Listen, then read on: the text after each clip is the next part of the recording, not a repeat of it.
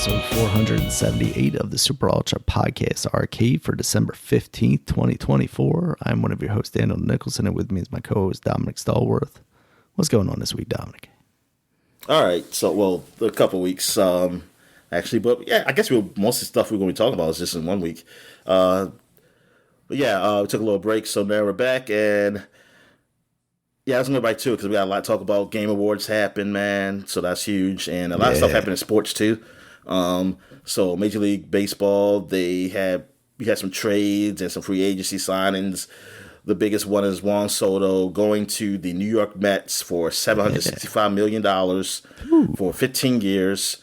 And I mean, we're getting there, man. We are getting to the billions. We're getting to the billions close, man. And baseball seems to be always the lead in this.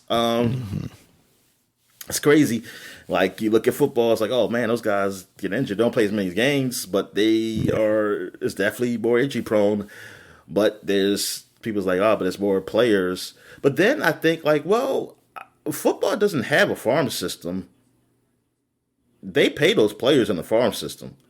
It may not be a lot, but they still pay. So I don't know. I mean, they have to be look at that. But football, yeah, they'll just probably save games and stuff like that. You know what? If the football had like a good insurance policy, or something, I think that would be okay. Like, they actually take care of their guys after they're gone, especially with all we know now that happens with the concussions. Yeah. But anyway, like, back to baseball, yeah. That's a huge contract. Yankees picked up a pitcher, Fried from Atlanta, who has been good. The Orioles picked up like two guys. We got backup catcher who's really good, and an outfielder who can probably be more of a utility guy. Well, yeah, he might come, not utility. That's not the word I'm looking for. I forgot what the word is. Like, they come in every now and then. Like, he'll come switch up maybe with another outfielder a bit. I guess it all depends how he does. I mean, it's nice, but we haven't made any huge moves, and we need to, because I think, Crochet, I believe, from the White Sox, he's a great pitcher. He's on the Red Sox now. So it's like we got to make some moves. We still haven't got our ace pitcher yet. Burns is still out there, so I don't know if we're going to sign him again or what, but we need an ace pitcher. Maybe we need a bat. I don't know. But I know we need pitchers. And like I said, there's never been a World Series in my lifetime that anybody's ever won without an ace. Like, it's never happened.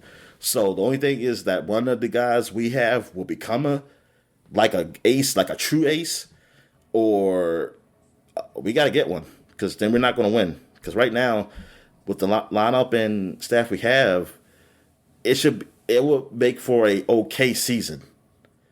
I'm not even say like it's not going to be like, oh, we definitely making a playoff season. I'll say it's going to be a okay season. I hope we are above 500. But like, it's not. I wouldn't go in like, oh yeah, this is going to be a good season. I would go in thinking lower expectations than last season. So yeah, always got to make some moves. There's been a lot of other things happening too. I just can't remember all of it. But let's move on to football. NCAA football. We got the playoffs happening, man, which is the first time ever. So this is cool to see. The Heisman Awards was yesterday. The NCAA, I guess football. I guess the whole award show. I don't know if it's just the Heisman. I think maybe get other awards too. But anyway, Heisman was given out. It was given out to Travis Hunter, I want to say his name is. And yes, he won. He's from Colorado, Deion Sanders' team, and he won the Heisman. He plays cornerback and I believe wide receiver. He's a two-way player. That was great. Even though some people are upset because they believe a guy named Gently something. He's a running back for Boise State. They think he should have done it. I believe because he broke Barry Sanders' college record, I want to say. So, I mean, some people were saying, like, like people say, oh nah, Hunter only won because of the popularity contest or because of Deion Sanders and blah blah blah. So it's thing with that. It was like whatever. It was gonna be either that. It was gonna be either one. It was either gonna be that guy would have probably won it, gently, and people would have said everybody that's because they hate Deion Sanders. That's why this guy didn't win. So it was gonna be yeah, it was gonna be something. It was gonna be something, but it's like whatever. I don't know enough about these guys to really have an opinion one way or another who should win. But congratulations to the kid though. Also, Army Navy game happened yesterday as of this podcast, and I actually watched that because these is like the first few times I actually watch a game where they're both teams are actually have good records. Army was 11-1 and Navy was 8-3. Oh wow! But Navy blew them out. This is in Northwest Stadium, which is former FedEx Field here in Landover, Maryland, where the Commanders play. They played there. And yeah, because I guess that's the traffic we ran into. Because I was visiting my mom and I was wondering, like, oh darn, like it's a lot of traffic. It says because of the event and something, and I was like, I don't know any. I was thinking about College Park. I was like, then nobody's home there. Football season's over. There was no basketball games or anything, and then I was like, oh yeah, Army Navy's playing. And I was wondering, at first I was thinking, like, is it MAT Bank Stadium they're playing at though? That's they're in the Northwest. All right, but yeah, it was good. It was a good game though. At first, like it was strong. I mean, Navy came out strong. Their quarterback, he just ran the ball all around the field. This guy, yeah, it was. I mean, I was rooting for Navy, of course, because Navy's in Annapolis, so I was always do for them. But yeah, man, they really whipped up on Army. Army was ranked too. So it was. I know that was disappointing for them. But Navy did play a good game, Notre Dame, so they kind of showed that they were better than what even made. Like not even being ranked, they were a decent team. They were a good team. Oh yeah, and people like there was other people there. I know the mayor was that's not the mayor. The governor was there because he went to Army. He was. Did he go to Army or who was just in the Army? Or did he attend the actual academy? I'm not sure. I'm not. I wanted to say they did say that. I know he was in the military, but I was trying to think did he actually attend Army. But anyway, also Donald Trump was there and J.D. Vance, and they were there with I don't forgot his name. Well, I don't think I really knew his name, but the guy that choked out the dude on the subway. Oh, really? Got off. Oh, okay. He was there. They were with the picture with him. It's just, I'm like, okay, it's one thing the guy got off. Like that already is like just horrible. But why does that have to be celebrated? Right. And by the president or president elect and former president / president elect, whatever. Why does it have to be celebrated like that? And like, what's the message? I was wondering what's the message with this. Like, it's freaking horrible. It's like the dude literally killed someone that didn't even have to happen. Yeah. And that's why I don't get, like, you bringing him here to this game and taking a picture of him. Like, what's the message? What is the message you're trying to send? That's what I want to know with this. I don't get it. I don't understand what you're trying to say here. Like, because even if you think he was just you can say like, oh, he was self-defense or something, fine, but why are you celebrating this though? Like, who does it? Like, you celebrate like he's a hero, but who did he save?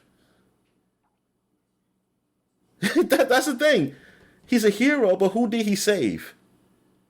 It's so oh man, it's so irritating.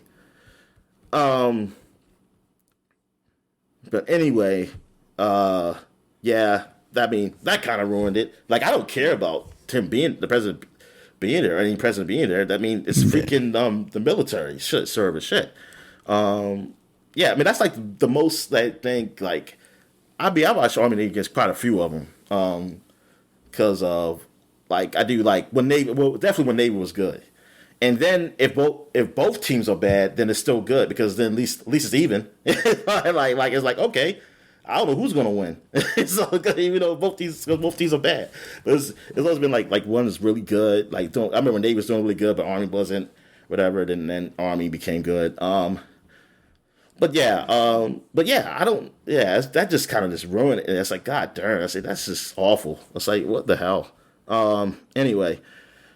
Yeah, so like I said, the playoffs are here now. So we got I know the Oregon's in it, the Ohio State is in it, even though they had lost to Michigan.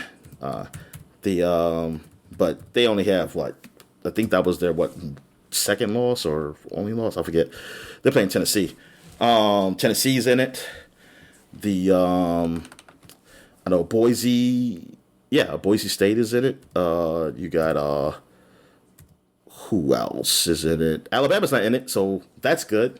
I'm happy with that. And SMU is in it. I think there was some argument about.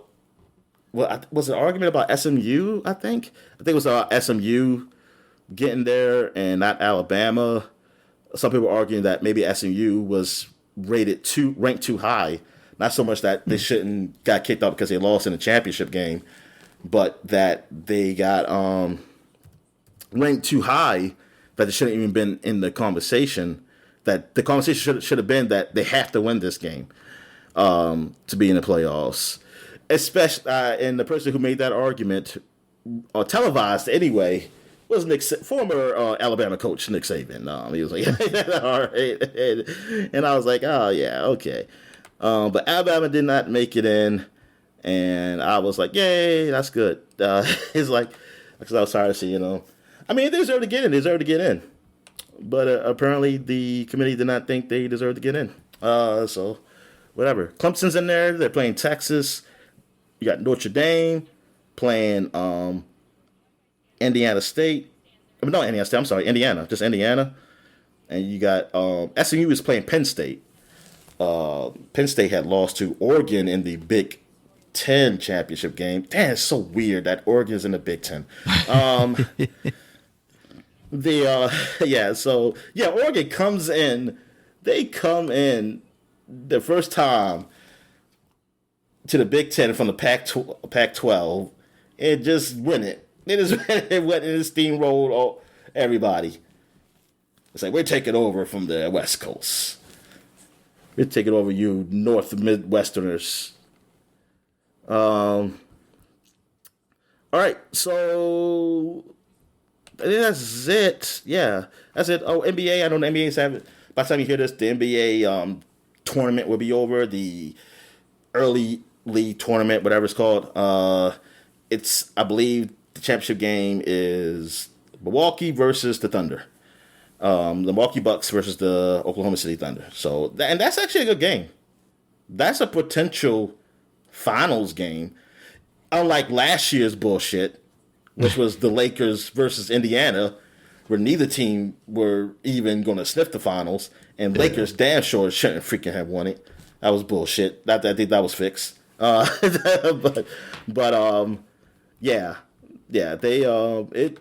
that's actually a good game, and these guys have been playing hard. Like, I watched one game of this tournament. It was the actually two of them. It was Golden State versus the Houston. Houston has, like, they don't have scores, but they play defense, and that game was in the 90s. Like, in the 90s. And I was like, that is very low scoring for today's age, man. If you don't get over 100 points, man, that's either you were just shooting really badly or it was defense. And the thing is, this game, both sides were playing defense. Like, Golden State probably should have won that game. Or if Houston had scores, they were probably if Houston had like one guy who could just score significant amount of points, they would have probably had really beaten up on Golden State. See, that was the good thing for Golden State, is that they didn't, so they kept them around. It was some controversy near the end, though. that happened against Golden State. That I kind of agree with. Like, it was a foul call that probably shouldn't have been called. But I was waiting for Houston, not against Golden State. I mean, because there was I have no qualms to Golden State really. But it was a good game. And then the New York Knicks versus the Atlanta game was pretty good. New York lost to Atlanta, so I know New York was pissed. But that was a pretty good game. Yeah, I mean, those guys were actually playing because there is something to play for. I think it's $1 million. You win. I think each player gets or something. Okay. So yeah. So like there's a prize for it. So yeah, and like I was like, wow, these guys are actually trying. And then once this is over, then they go back to not playing anymore. Until it gets close to playoff time. It's ridiculous this year though, because you got I mean, I don't know if I talked about it before, because I didn't really know what was happening in the NBA season that much, like in depth. But Embiid, who won the MVP last year, the guy who I said I don't know about him playing on the Olympic team because he's not really like from America. He's from Cameroon, but he is an American citizen now. And it's like, I was like, it's whatever. But I would just, really, it's like, because I know what he's doing. He's just gold medal chasing. But anyway, he did not play to get a season, and it wasn't because of injury. He just to prevent injury. He was just like almost like resting. Like he's not really not for good reason. Like a really, and people, I know he was under investigation. I mean, some people say they're investigating to see if he's really injured or not. But like him not playing. Like, this guy just came from MVP season. Then you play in the Olympics. And then you just choosing not to play at the beginning of the season because you're trying to watch, like, your injury. Like, he's getting paid a lot of money. And, like, you're a star of the league. Like, I mean, look, 82 games is too many games. I mean, I always said that. But, people never go backwards. They never go backwards, unless you're taking the money away. From the players, which the players are probably not going to agree with. But the thing is that you got to show up. Like, even if you don't play, I think he even said, like, I'm not going to play back-to-back games. Nobody says that. No star ever says that. Like, even if you don't say it. Don't say it.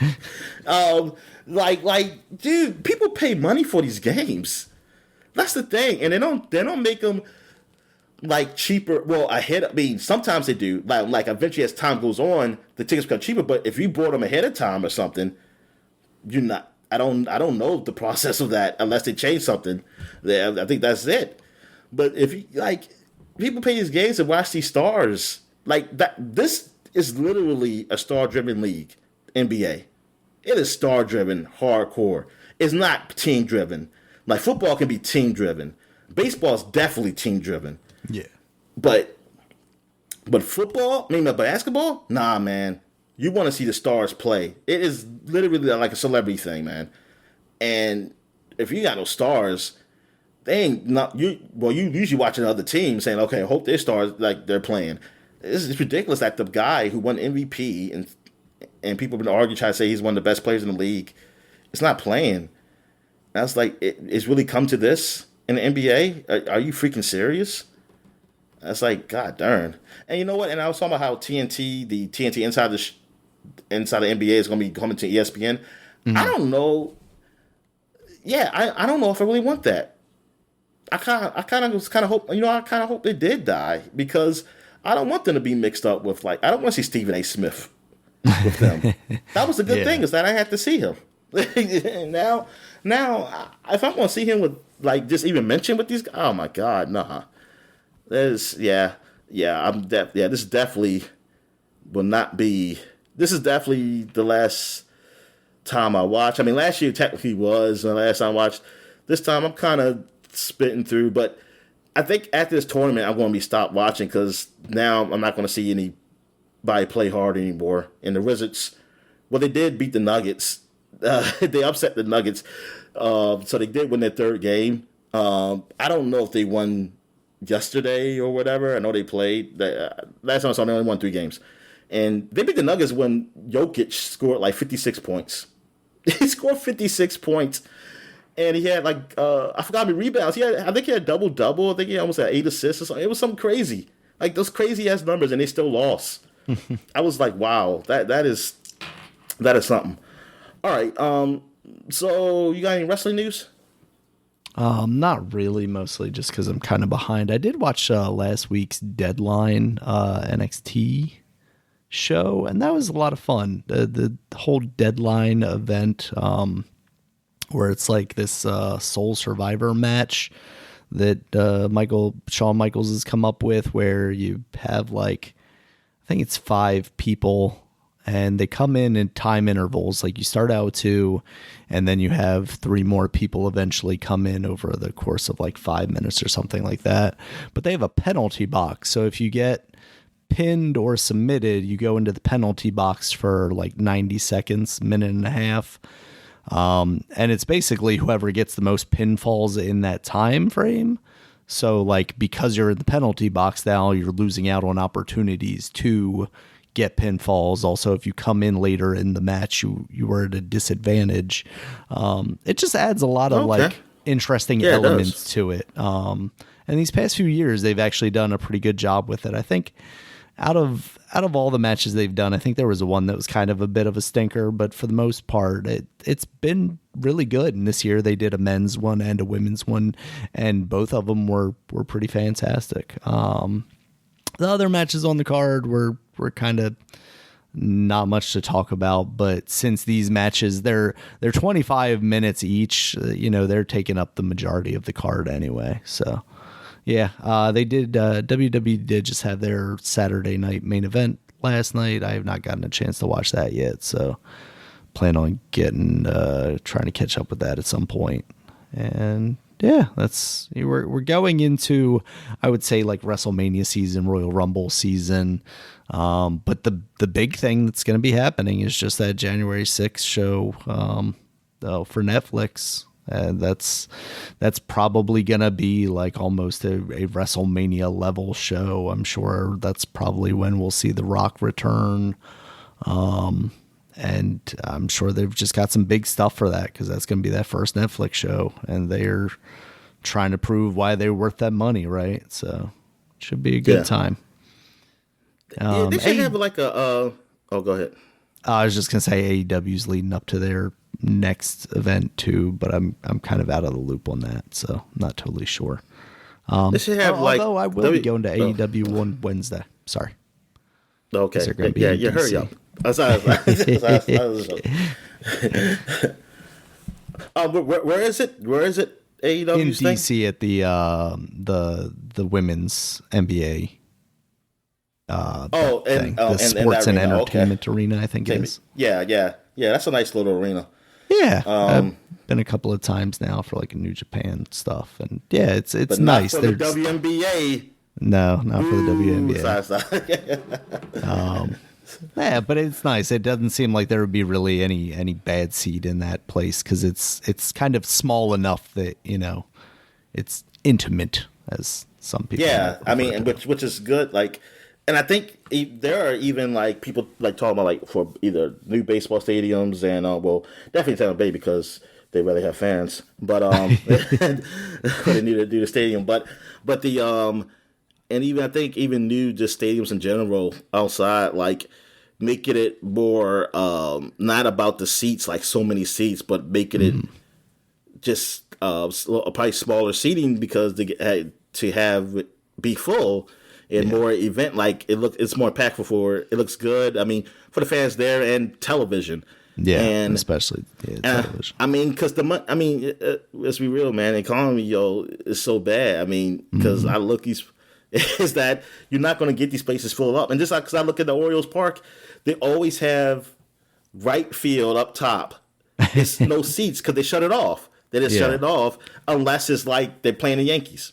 Right. Then they open it up, or it's like a big event game, like a big game where we're giving away free T-shirts or free bobbleheads and stuff, and then Saturday you see it open, or Friday nights. So yeah, that's all. Yeah, because I was like, but it's still, even though it'll be like, it's a lot of fans here, but just looking at it from like television, it still look like, oh man, it's just empty seats. You see them.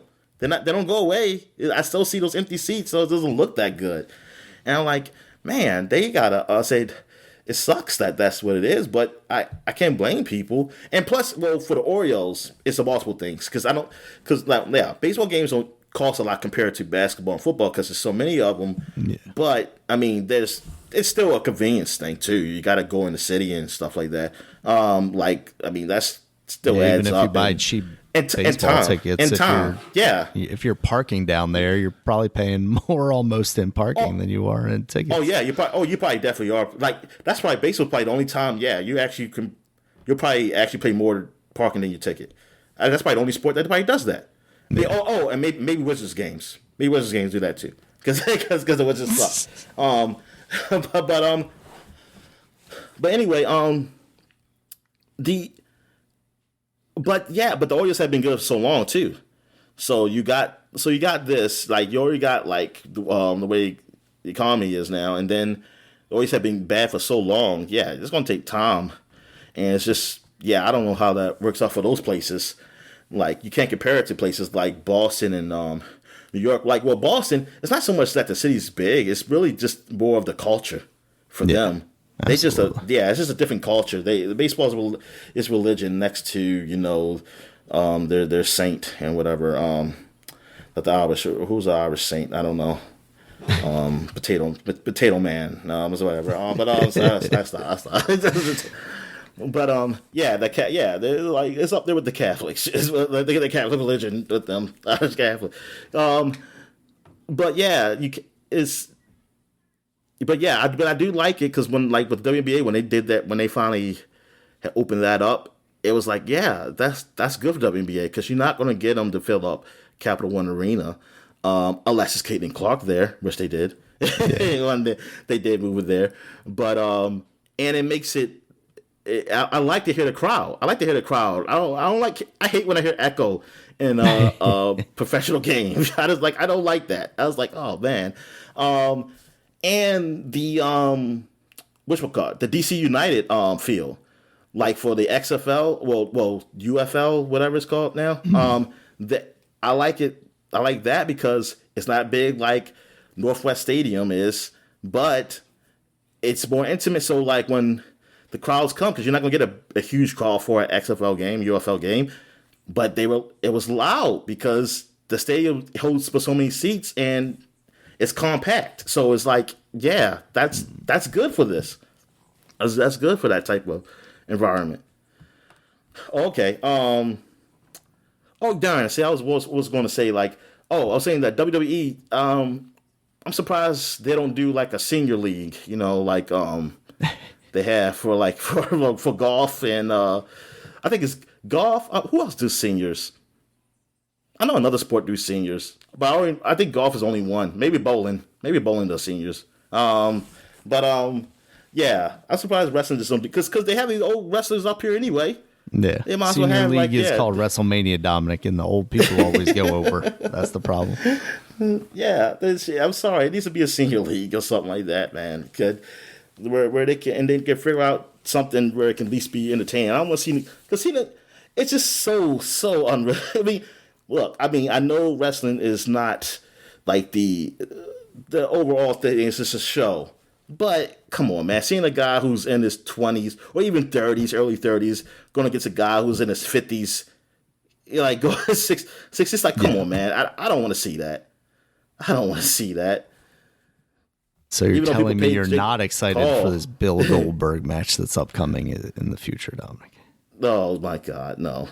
Yeah. See, I'm sorry. Or make a get some type of AI thing going on here, where it's like AI mixed with hologram, and where it's like, it's the old Goldberg, like it's Goldberg when he was good going against him, and it's just.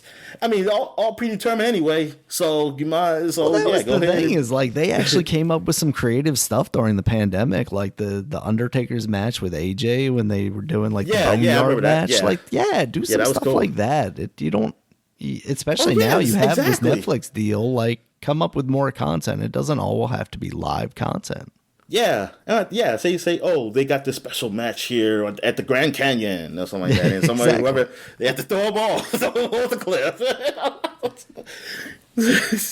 Yeah, and then you just see the prop, like when they get thrown off the cliff, it's like a puppet. It's like oh, it is on the screen. It's like that clip from Conan that Paul Rudd would always bring on. Just like here's this, Yeah. here's this obviously fake person going off a cliff. Oh, man. Let's okay. We could go on to what we've been watching. Yeah. So you haven't been watching anything too interesting. So okay, I checked out the show called Smiley Friends.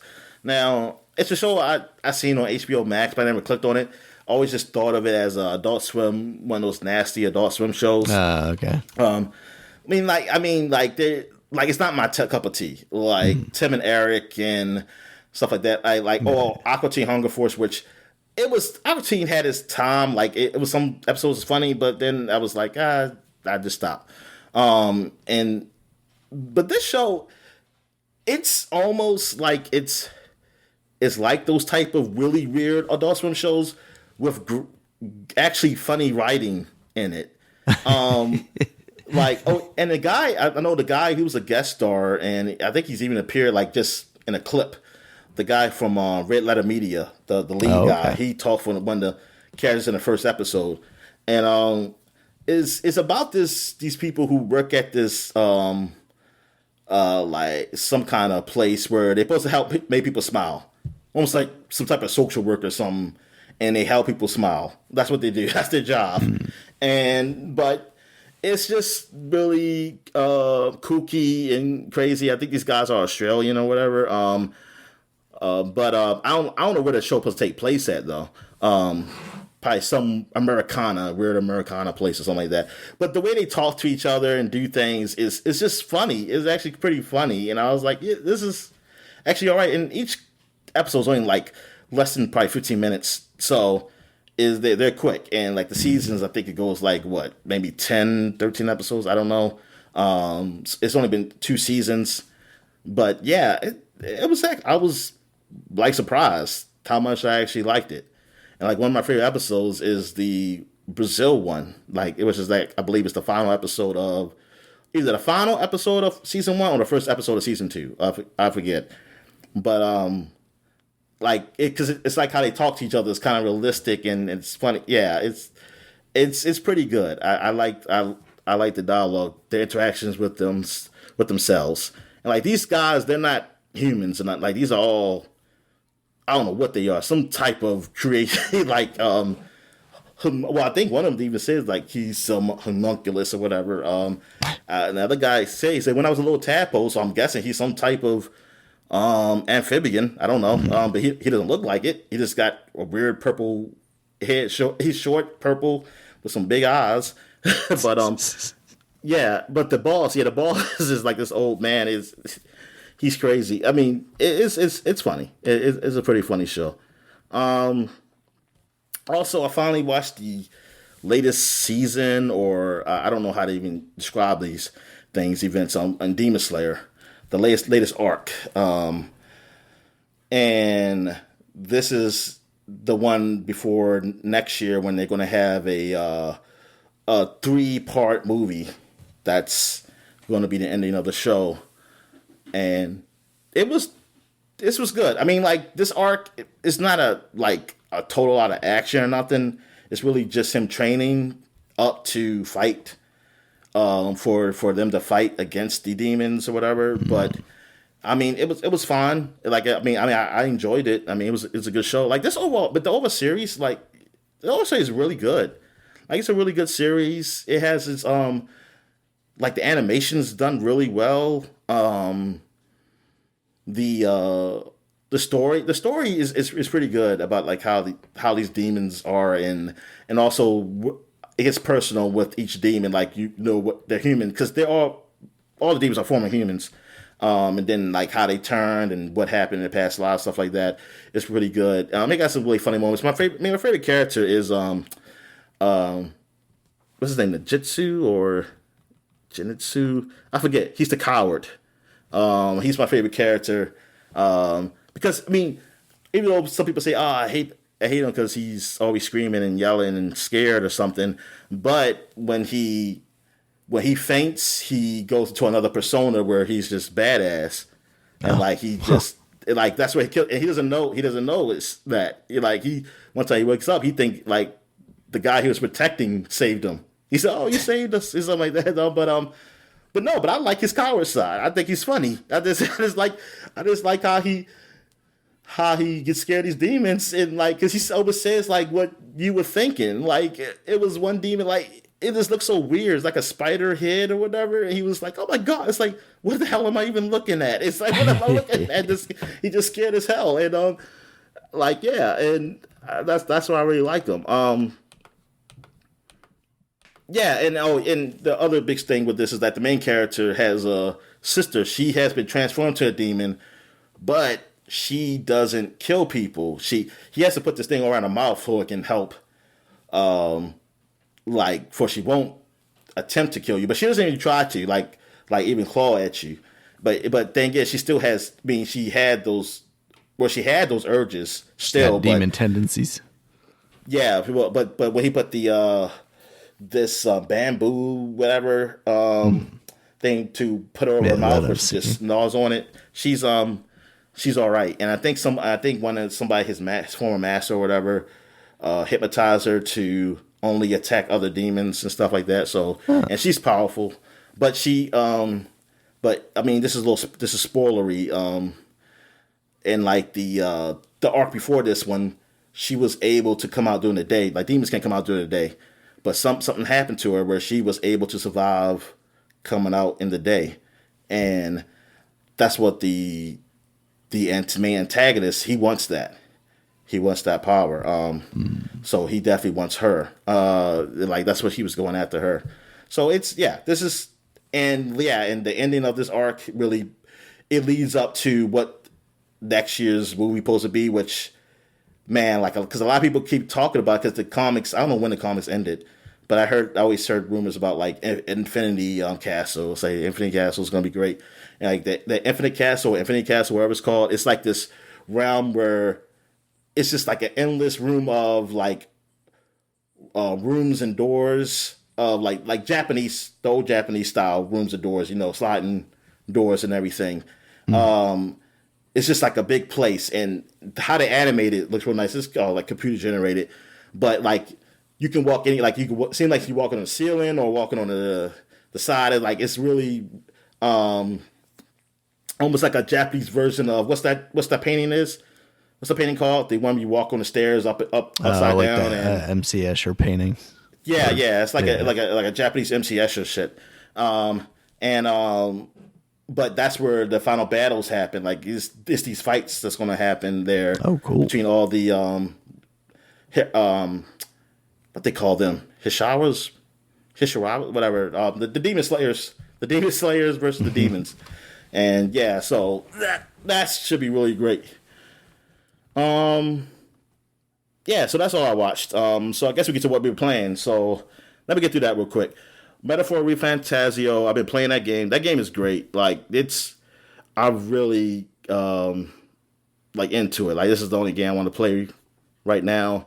Nice. I'm kind of really in the middle of it because I still think I have a couple characters I still haven't unlocked yet. But I like the idea of me being part of this tournament, and I'm trying to build my popularity up so I could be chosen to possibly be king. I'm also trying to infiltrate this other guy because I'm trying who's trying to be king. Like I'm trying to say like, hey, I'm helping you out too, because some people are representing other people. So I'm saying, hey, I'm going to represent you. Like I'm not going to really be. I'm just trying to help you out. Really, like I'm not a threat. Like because I'm still like a nobody. So it's like I'm not going to be probably winning this tournament. And the way the tournament is done is that because the former king died, but he put a spell, and you see this big giant rock head in the sky, and it's like him, the former king, and he's saying he's starting this tournament like we're going to stop having kings be born just because of birthright, but we're going to have it the people elected, almost like a vote, but it's really in a magical way. It's like the people's feelings. Who do they feel should be it? So Then there's this other rock. It's a rock that's on the actual ground, which has the faces of the most popular potential kings to be. So you see a face of one of the religious guys up there. You see the face of the guy who's like the antagonist, also up there who killed the king, really. And he even admitted it. He even said he killed the king. But this is something that King wanted to do anyway. He said because he wants the people to elect the guys. And then you see, then those were only two faces at first. And there was like a mixture of little faces, like, because these are other people, potentially, to say, because anybody can be it. As long as you become popular enough that the people see you and want you to become king, you can. You got till this date. Like, that's what it is. Till this date happens, that's when the king will be decided. And then there's, if you're really popular and you're on that rock where people can see you, you're protected, too. Nobody can kill you. Because, like, when somebody tried to assassinate the guy who killed the king, he got killed. So that's how it is, because they wanted to be that it's not just a free-for-all, like people just trying to kill each other. Right. So, but the people who are trying to become king, if you're not on that rock, you can be killed. So that those people are the ones who really kind of fight each other. So yeah, it's I like, yeah, that storyline is really good. It also has the same kind of setup with Persona where you can do these side missions, but you got to decide what mission you want to do, because you only got a certain amount of time to have to do another event that's important. So you got places you want to travel to it will tell you how many days it would take to get there. If you want to go to this dungeon or stuff like that, I do like that aspect. Even though I am cheating and putting it like, hey, I'm locking this day. Because I want to do everything. So yeah. I was like, I'm not, because most likely I'm not playing this game again. So I just cheat. Sometimes I say like, I'm just going to lock the time so that it doesn't move. And sometimes my game crash because I just messed it up. But luckily there's a great autosave in this game. So it autosaves a lot too. So that's good. Yeah, man, the combat is great. Even though now I think I made myself too strong. I put it on hard, but only the bosses seemed like they were really tough for me. I was like, darn, man, I did it to myself. But yeah, this game, yeah, it's awesome. Now I see why people really loved it. It's awesome.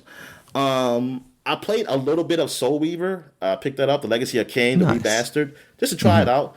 Graphically, yeah, it still looks the same as the PS2 one, but really just cleaned up.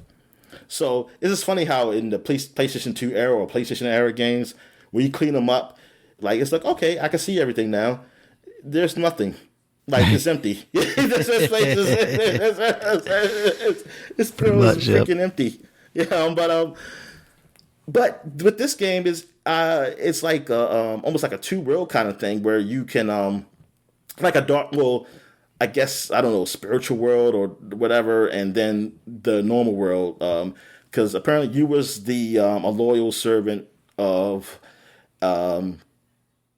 Cain. Because you're Azrael, yeah. You're of Cain, who was a vampire. But he was threatened by you because it seemed like you were becoming powerful, so he kills you. But you come back to life from I don't know who this entity is. I guess you'll find out later. He brought you back to life and to help get your revenge, basically. And you're a soul weaver. You suck souls instead of when you were a vampire.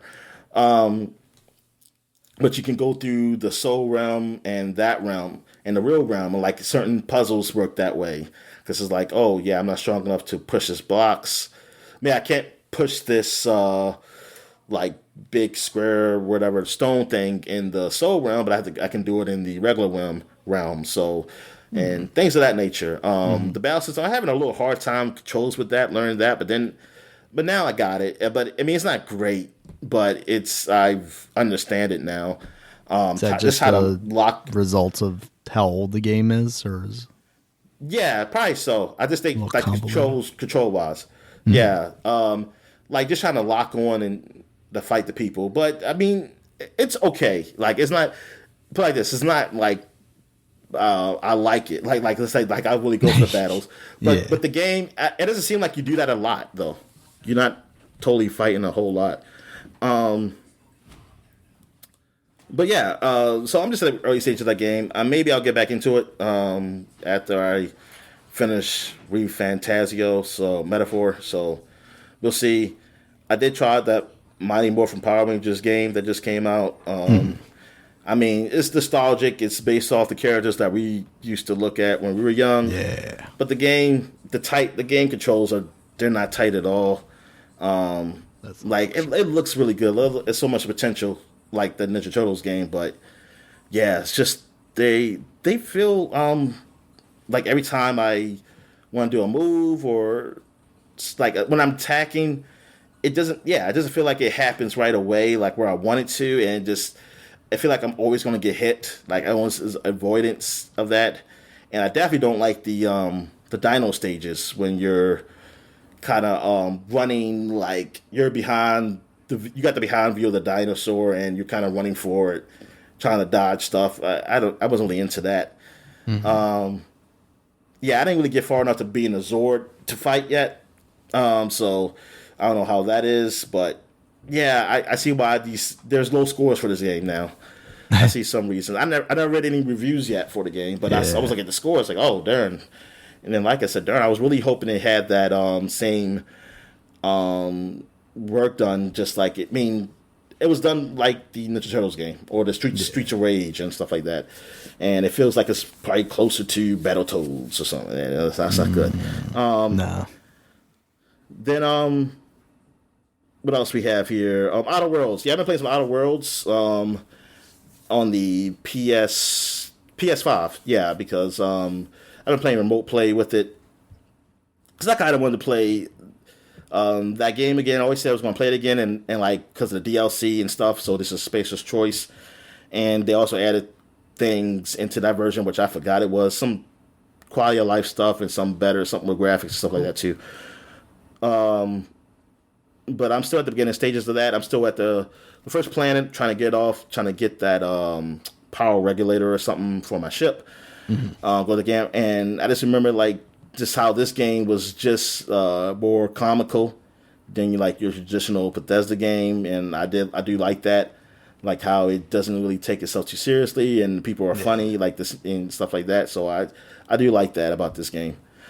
Like I like that over what Starfield is with that. I mean, Starfield, there's some, I mean, Starfield has some good things though, like things I really enjoy, but you know what?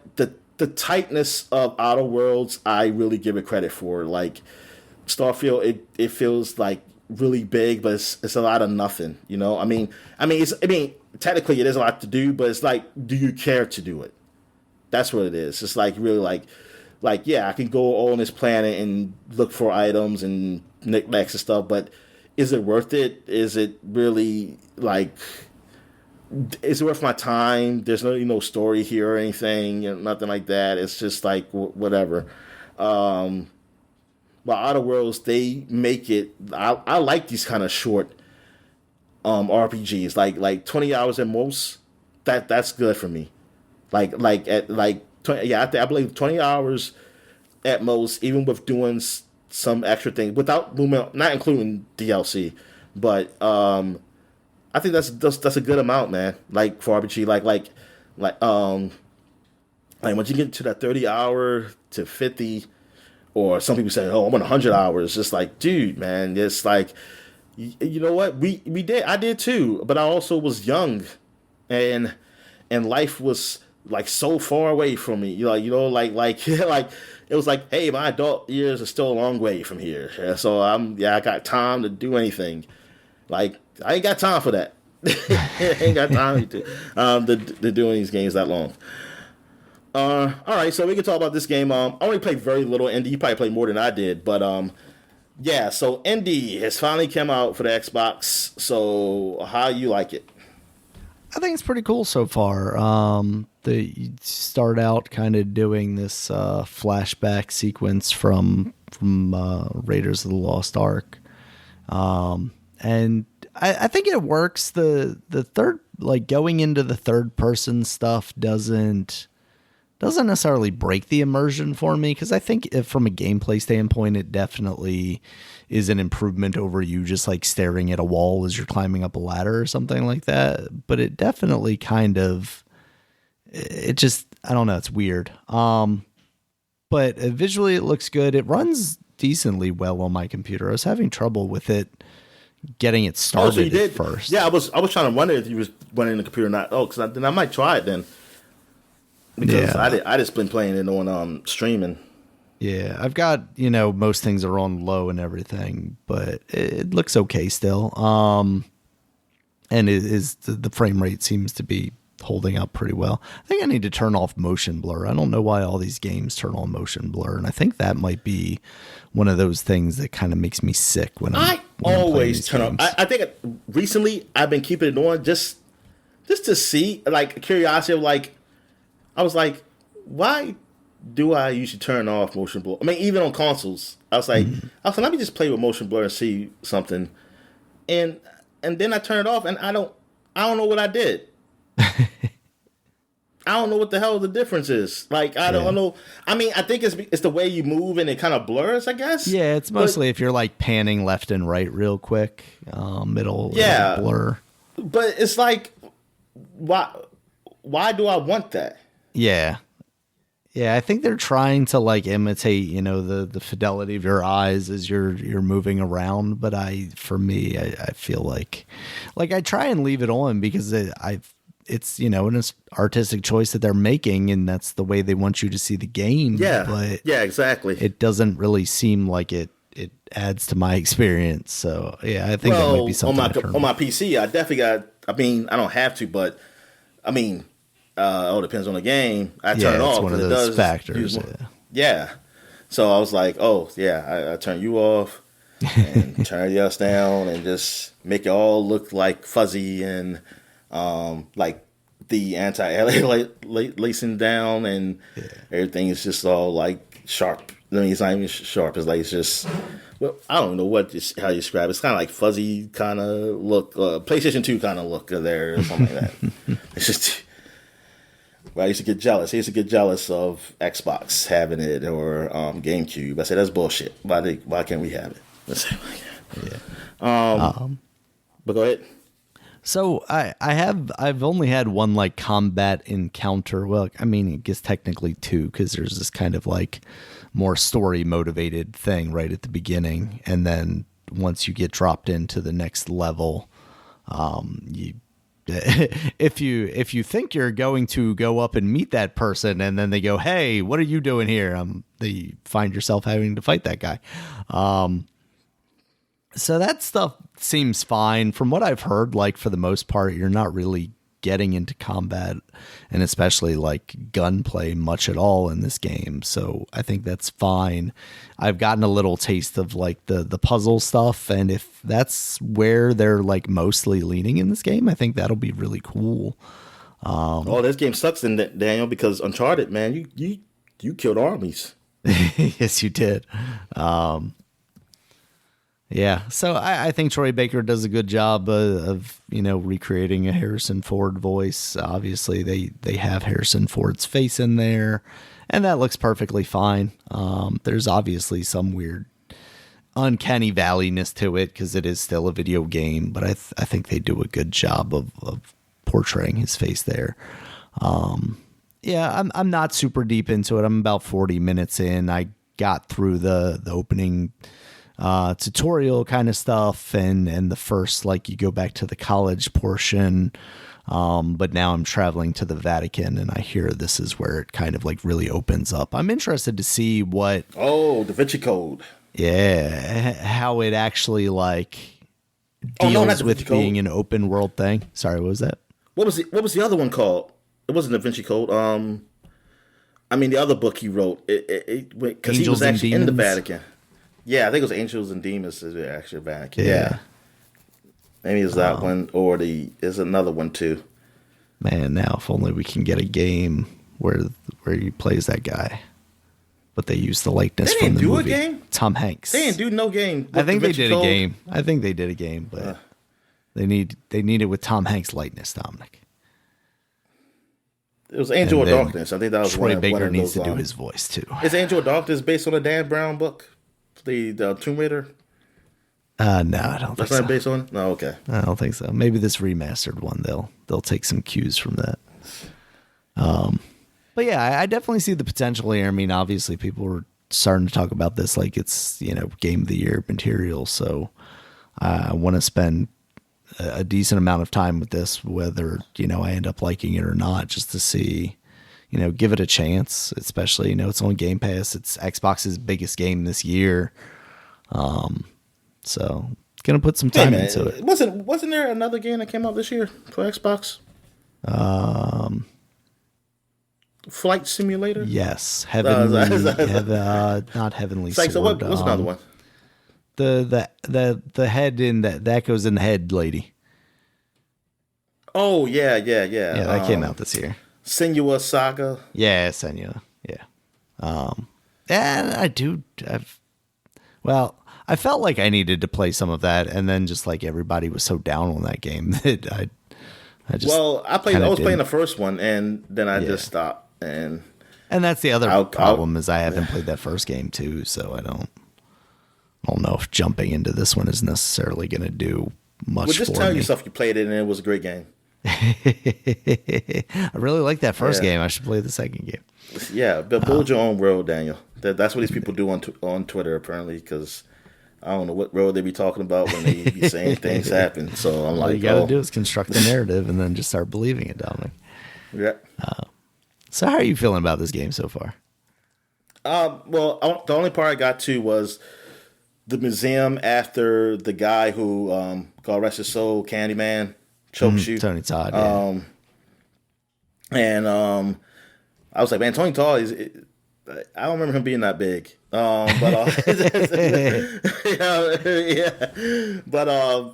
then I started putting like the pieces together to know what he stole. I stopped right there. I was kind of initially confused as to what I was supposed to be doing because like I looked around and nothing was like appeared to be glowing or anything, and I just kept like wandering around and looking at my map, and then I kind of got spoiled because I looked at Donkey's video of Indy, so I saw that part already. Even though I still put the stuff in the wrong place. So you expect me to know flags of countries? I definitely was. I got the first one right because it was obvious, and then I was like, process of elimination. So yeah, I mean, I did like going to the first part because it gave nostalgia for the movie. I did like how the guys look and everything. I was like, oh man, this game looks really good. And also, yeah, I mean, it seemed cool. It seemed cool just being Indy or whatever. Controls wise, I mean, it seemed okay, even though I died a couple times trying to jump because I don't think I got the indicator for the whip when I was running away after I pick up that idol. And I don't think I indicated. Mine like almost glitched at that point. Like I'm running away from the rock, and like I jumped into that pit the first time by accident because I didn't know what I was supposed to do, and then it respawned to me and like almost instantly killed me, and then respawned me again, and I could run like a foot, and then it killed me instantly, and I died like 4 times there before I was able to actually get out of like even just get moving. It was weird.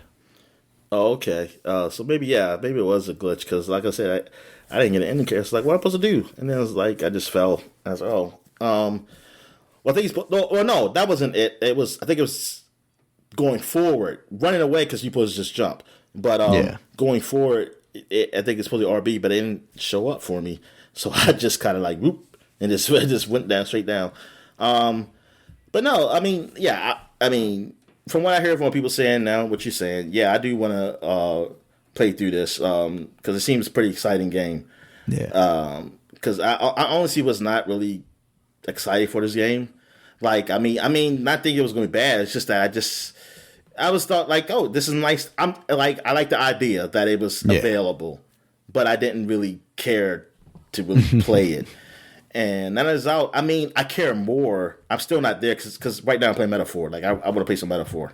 Yeah. So, like, yeah, I mean, I'll get to that game. But knowing that it's a great game there, that's what I like. I said, okay, this is cool. This is definitely cool that this game is out there to be played. And yeah, man, just yeah, good job on these guys. What other game have these guys made? These are the Wolfenstein guys. The Wolfenstein. Okay. Reboot, Okay. Yeah. Machine Games. And these guys, I think I even told you because I didn't even know that some of these guys have worked on the Chronicles of Riddick. Yes. Yep. Yeah. I didn't even know that. And now I'm seeing like Wolfenstein. I'm kind of seeing that now. So I'm like, oh, darn. Yeah. So like these guys, I like how they do first person games. Like they really make it these action like shooterish games like more evolved. Like this is the closest thing to me get like as far as a story element of a story in a action game or first person shooter. The only other game I really compare that to is Half-Life. Yeah. Half-Life was, but they had a lot of technical stuff to it, like that was really groundbreaking. That helped build that up. I mean, just from a technical standpoint, like if the story was pretty bad for Half-Life 2, people would still love it in the sense of just the technical standpoint of the action, like all the things you can do. You know, it was a bonus, man, that they actually had a really, an interesting enough story there, even though a very I don't know what the word is. It's like it's still more a mystery though, because you don't know what these things are, and I'm kind of pissed off because they're not making it a game. You don't know. I just made myself mad by mentioning Half-Life 2 again. Let me not do that. Spoilers: Half-Life 3 did not show up at the Game Awards, despite a lot of speculation. Really? Oh God. But yeah, so yeah, but these guys, like, I'm trying to think of a game where, like, a first-person shooter where it's not, the action is okay. Like, the action is good. Well, Wolfenstein was more action between those two games we're talking about, between Indy and, shooting action, I should say, Indy and Chronicles of Riddick. But, like, where you do other things and the story is actually good, like, I'm sure there's something out there, but these games really comes to mind. Like, I really like the way they've done their games. Like, it's just not a simple just shoot, a little story and just shoot or whatever. Yeah. They did a good job, and I'm glad they're still around. Like some of these guys are still around. All right, so I guess we'll take a quick break. When we get back, we're not going to do a flashback segment. We're going to right to gaming news because we got a lot to talk about. Yeah. So we'll be right back. All right. And we're back. So let's get to the gaming news, which is we actually do got some real news. Okay, yeah, so let's get through that so we get to the Game Awards.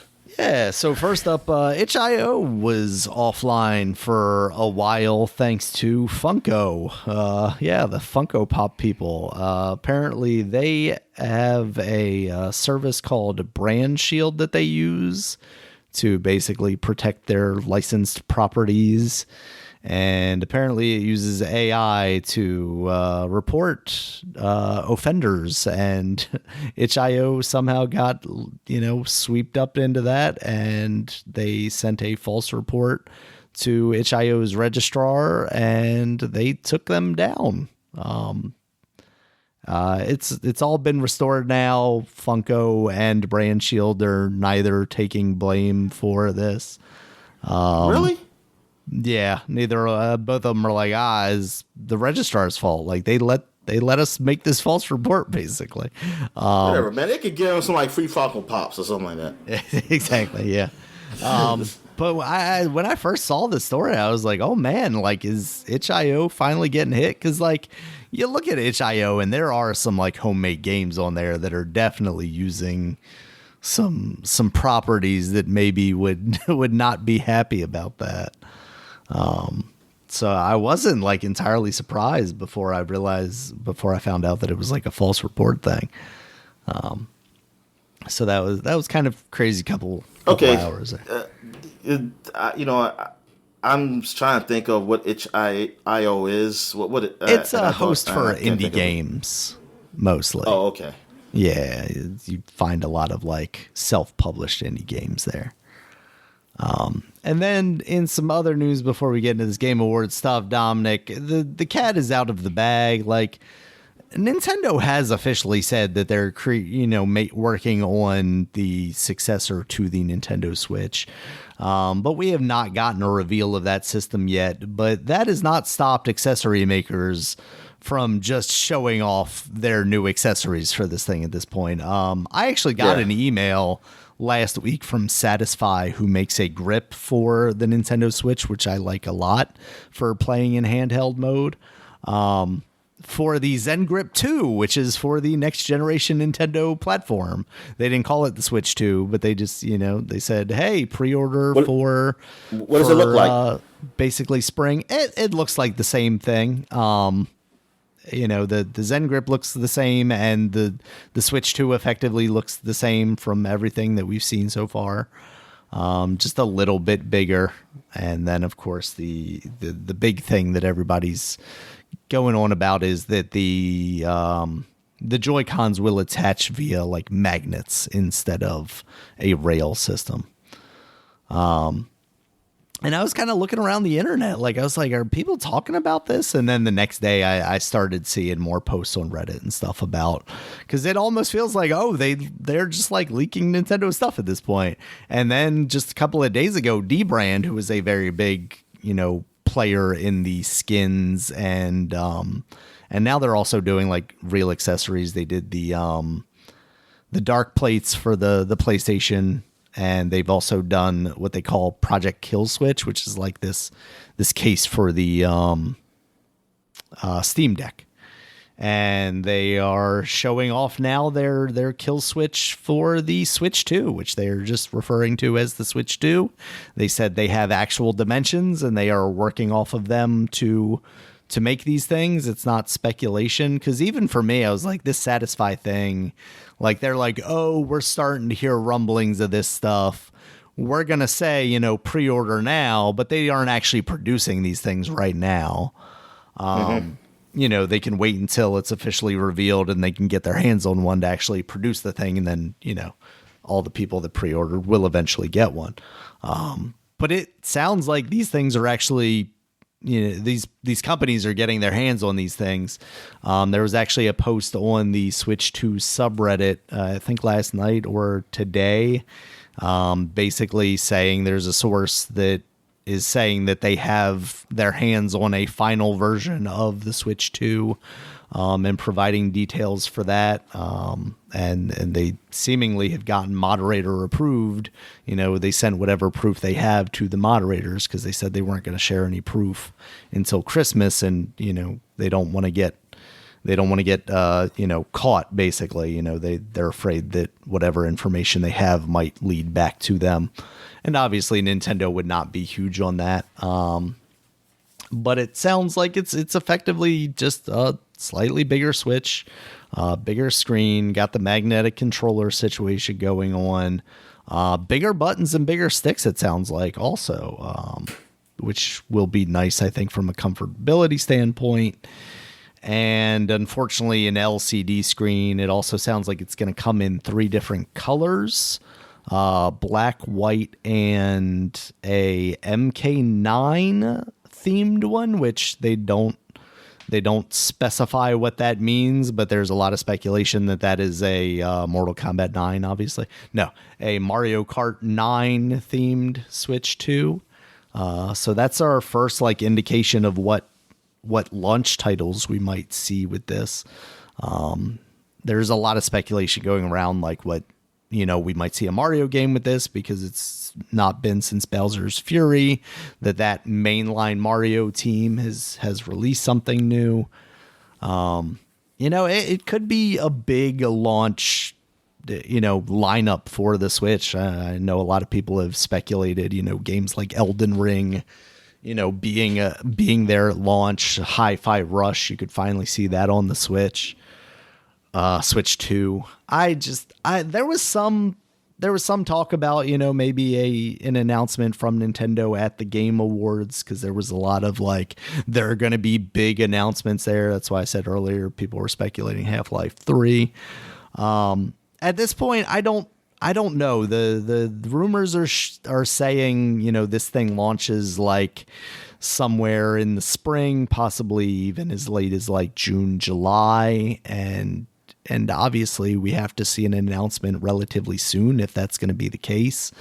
I thinking about it after the Game Awards went through and there wasn't anything there, because I was almost thinking like, this 10th anniversary for the Game Awards, we haven't seen anything from Nintendo up till this outside of like official business speak about it.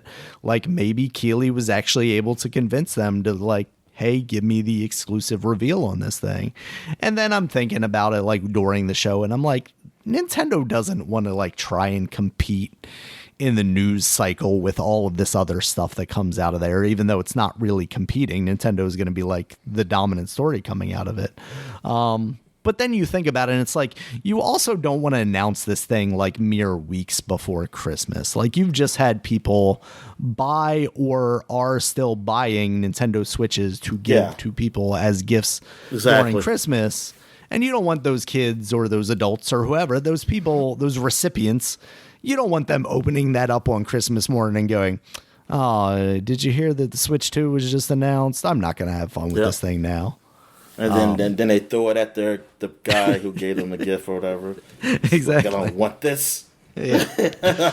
So I definitely get why we'll probably, get through the end of this year without hearing about this thing. But it's got to be soon, especially if it's releasing that soon. And I really hope it is. I don't want to see this thing come out at holiday 2025. And I don't think that would be in Nintendo's, in their best business mindset, because you're talking about that's when Grand Theft Auto comes out. And, despite, Nintendo games are maybe a little more kiddie than that, Grand Theft Auto is just going to consume the video game we need that to happen. In a way. We need to see what happens. We need to see what happens if that happens. Yeah. I want to see what happens. I want to see them come out the same day as Grand Theft Auto 6. Because they're not getting Grand Theft Auto 6. They might get Grand Theft Auto 5 finally, but they're not getting Grand Theft Auto 6 on that system. Nah. So. Oh, nah. I mean, we're not even getting it on PC right away, Dominic. They're going to get the Rockstar streaming. Rockstar's going to have their own streaming thing. Where you can play. You only can play Grand Theft Auto 6 online. That would not entirely surprise me. All right. Yeah, so we have official accessories right now for this thing. It's not a paid sponsorship, but I do really enjoy that Satisfy grip.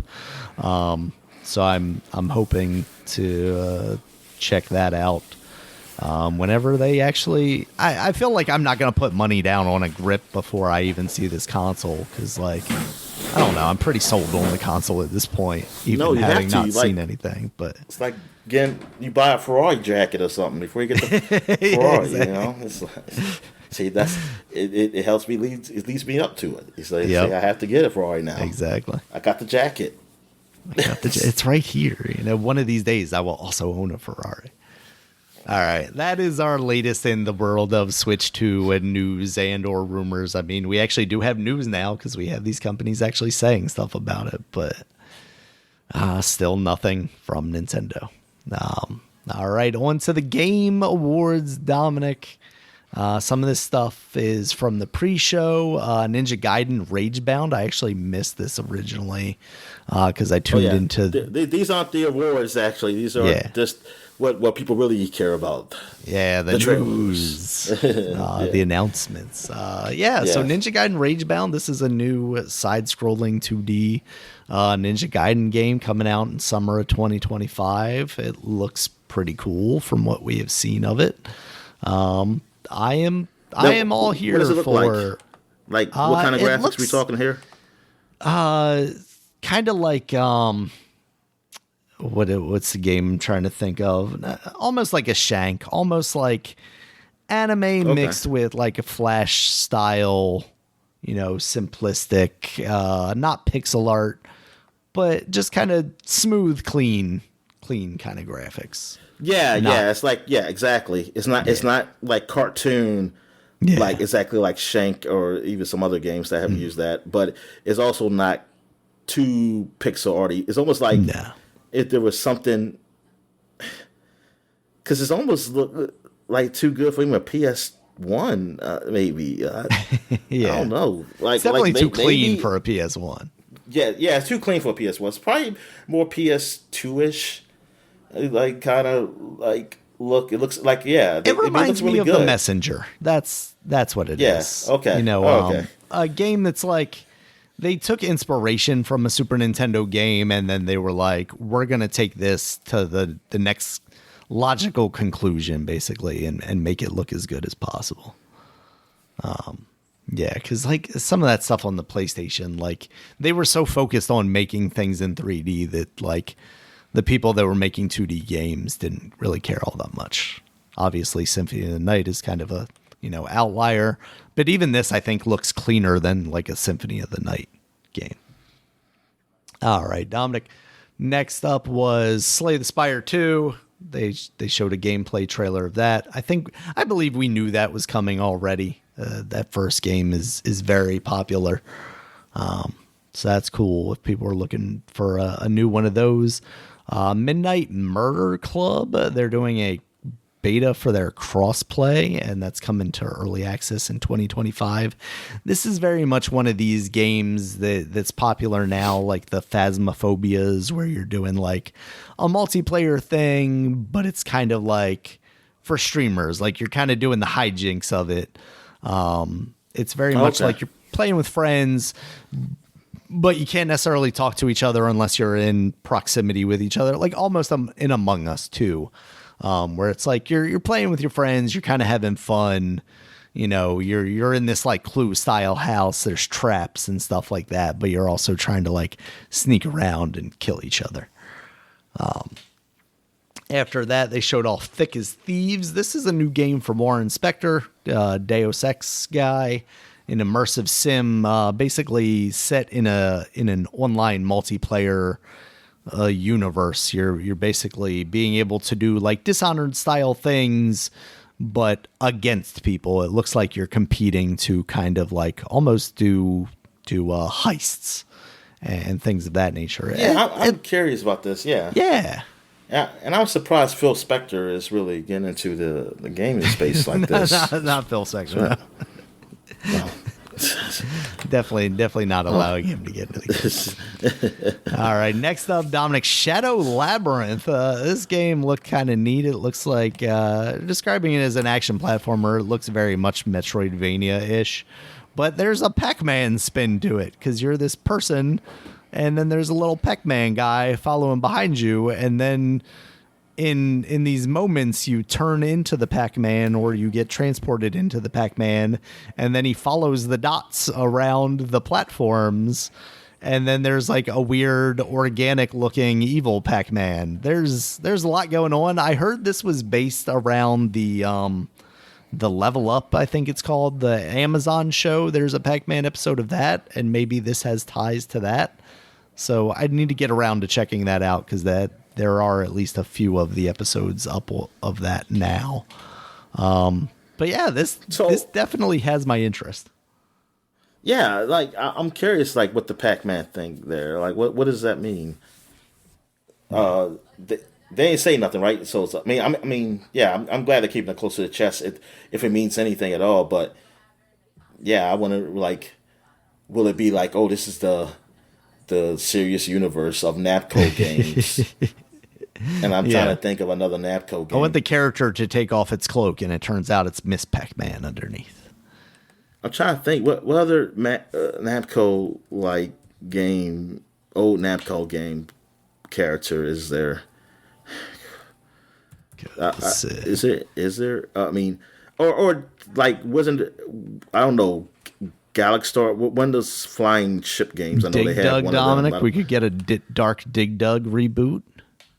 Yeah, I mean, it could all be part of that universe though. Like maybe you see it there. Like it's one of the bosses thing. It's just like, But no, yeah, that was definitely interesting.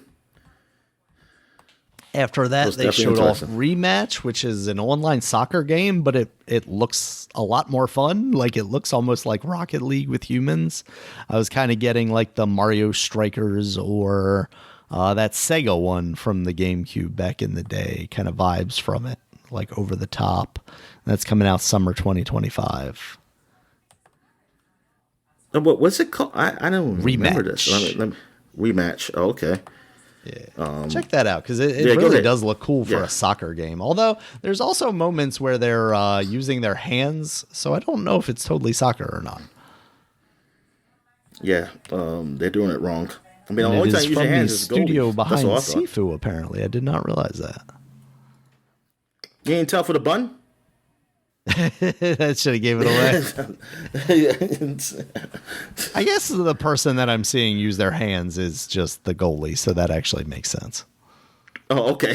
See, God darn, Dan. I was watching on my phone, Dominic.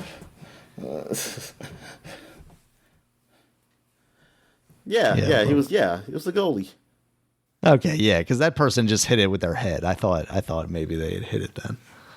But yeah, it looks like a lot of fun. They have some nice environments and stuff too. Yeah, take that Street FIFA. Well, FIFA Street, whatever it's called. Yeah, exactly. EA gave up on the big brand, and now they got to deal with stuff like this. Are these real characters? I mean, no, I don't think they're real soccer players. No. Okay. I'm sure. Well, you can tell me. You might as well tell me they're real because I wouldn't know. If they're smart, I'm sure they'll let you customize it, and then they'll let you like buy hair buns or something like that. Different hairstyles and stuff like that. Buy hair buns. All right, Dominic. Next up was one of the biggest ones from the show, The Witcher 4 cinematic trailer. It looks good unless you're a person on the internet that has way too much time on their hands. In which case you have problems. She ain't pretty enough for me, Daniel. Yeah, because it looks like Ciri is the new Witcher.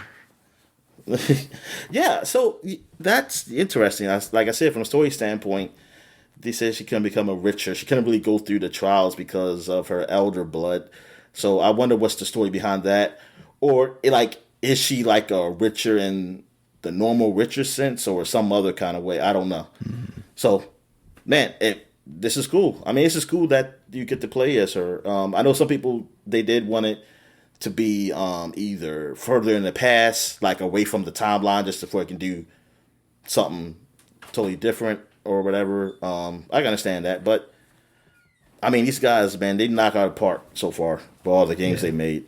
So, definitely curious to see that. I wonder how they're going to do the intimate scenes with her. That's honestly a good question. Do they allow you to do the same kind of level of debauchery? Is that what you're talking about?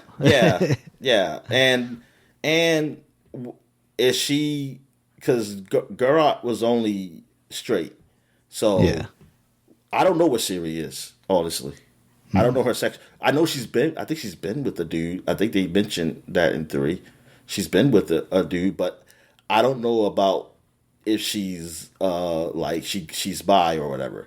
Which that seems like that's just, if this is not totally canon in the book, like this is something separate from the books, which I'm thinking it is. Yeah, you should totally do that. Yeah, you should just do that this place. See? Even though I want people to be like, no, she either is gay or straight or something like that. Yeah. It's because that's who she is, and I'm okay with that. Like, I'm okay with that, even doing one or the other. Like, yeah, if they actually want to use it to tell a story instead of just allowing for like player freedom or whatever it is. Yeah. But maybe she is. But I'm saying, like, I don't know what the writer says about her, because I don't know how far those books go. Like, I don't know the Witcher books. Like, I don't know if this is stopping Geralt. What does it do? So, yeah. I mean, she is bi. Then whatever. And then debauchery. Then I'm just a whore, and I'm just going to F everything. Just like just like I did in the Assassin's Creed game when I was what was I forgot the Carol's name. I call her Wonder Woman because it was Greek. Yeah.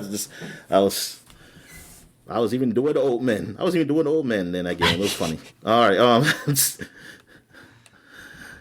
right. The next So what big else we one got? after that, Dominic, was Elden Ring Night Rain. Jeff Keighley made it a point to announce that this was a standalone game before the trailer reveal. This one of the guys I work with is super into Elden Ring and like Dark Souls games, and he was reading more and more about it because I saw the trailer and I was like, visually it kind of looks like the B team's working on it. Like, it didn't have some of the like crazy elaborate stuff I'm used to seeing out of these trailers, and he started reading really? about it, and he's like, oh no, these are things from previous games and stuff like that.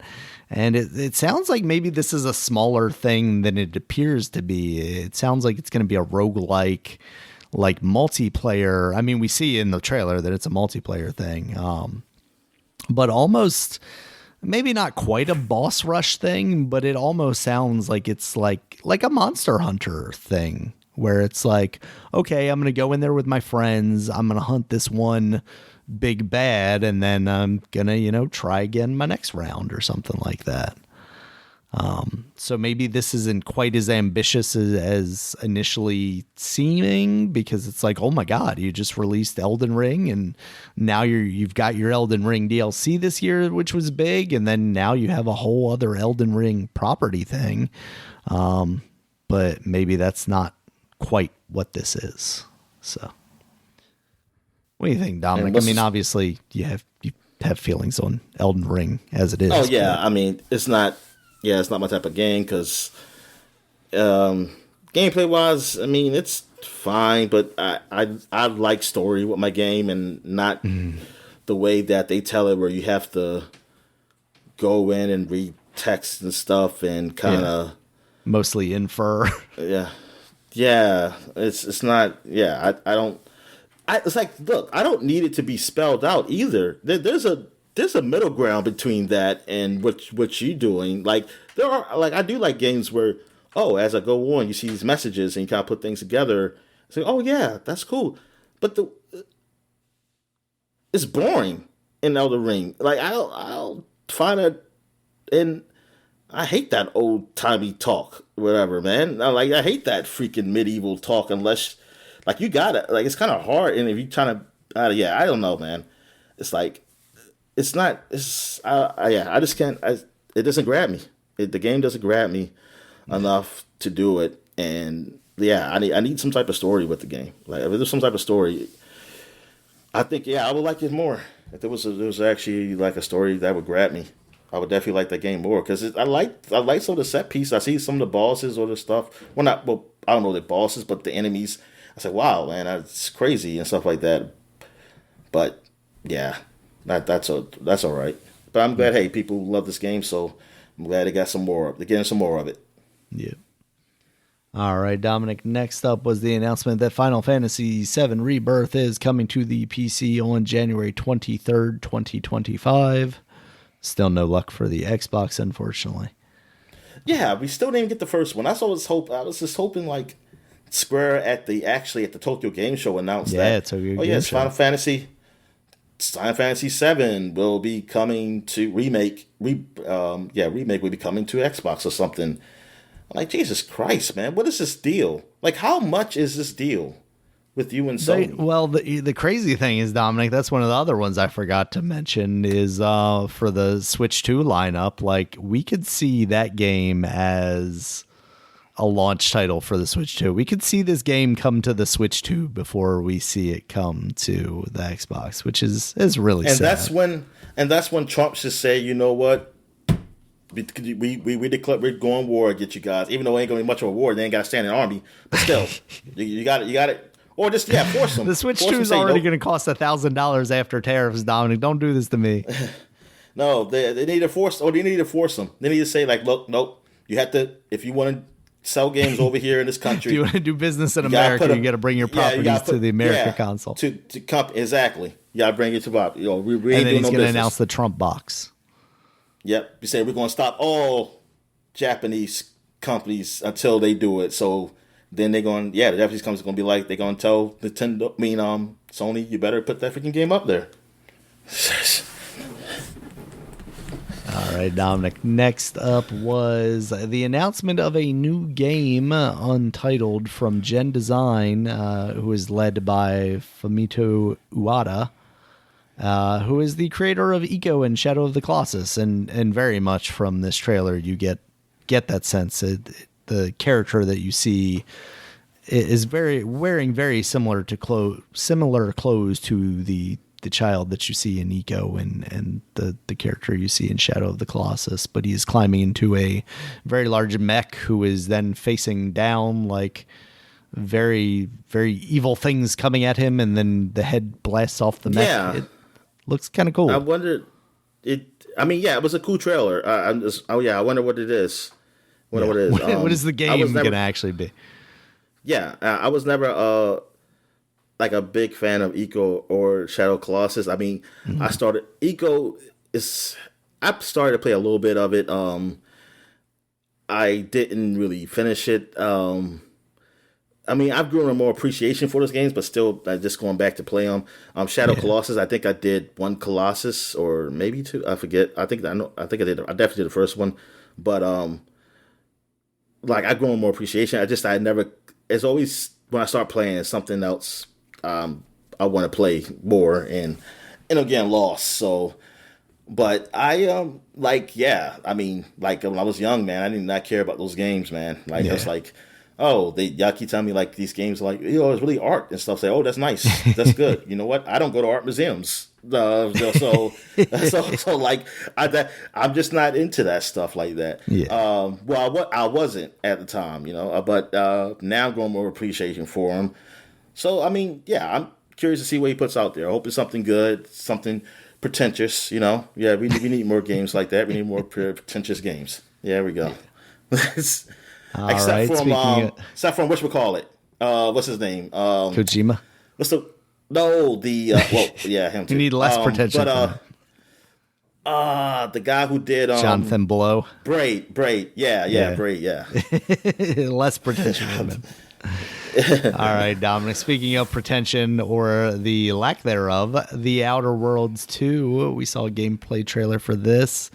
That game's looking pretty good, and it's a lot of fun. The trailer's making a lot of fun, kind of itself, talking about how the game's going to be like this much bigger than the last one, and you're going to be able to do this stuff. Yeah, that was pretty good.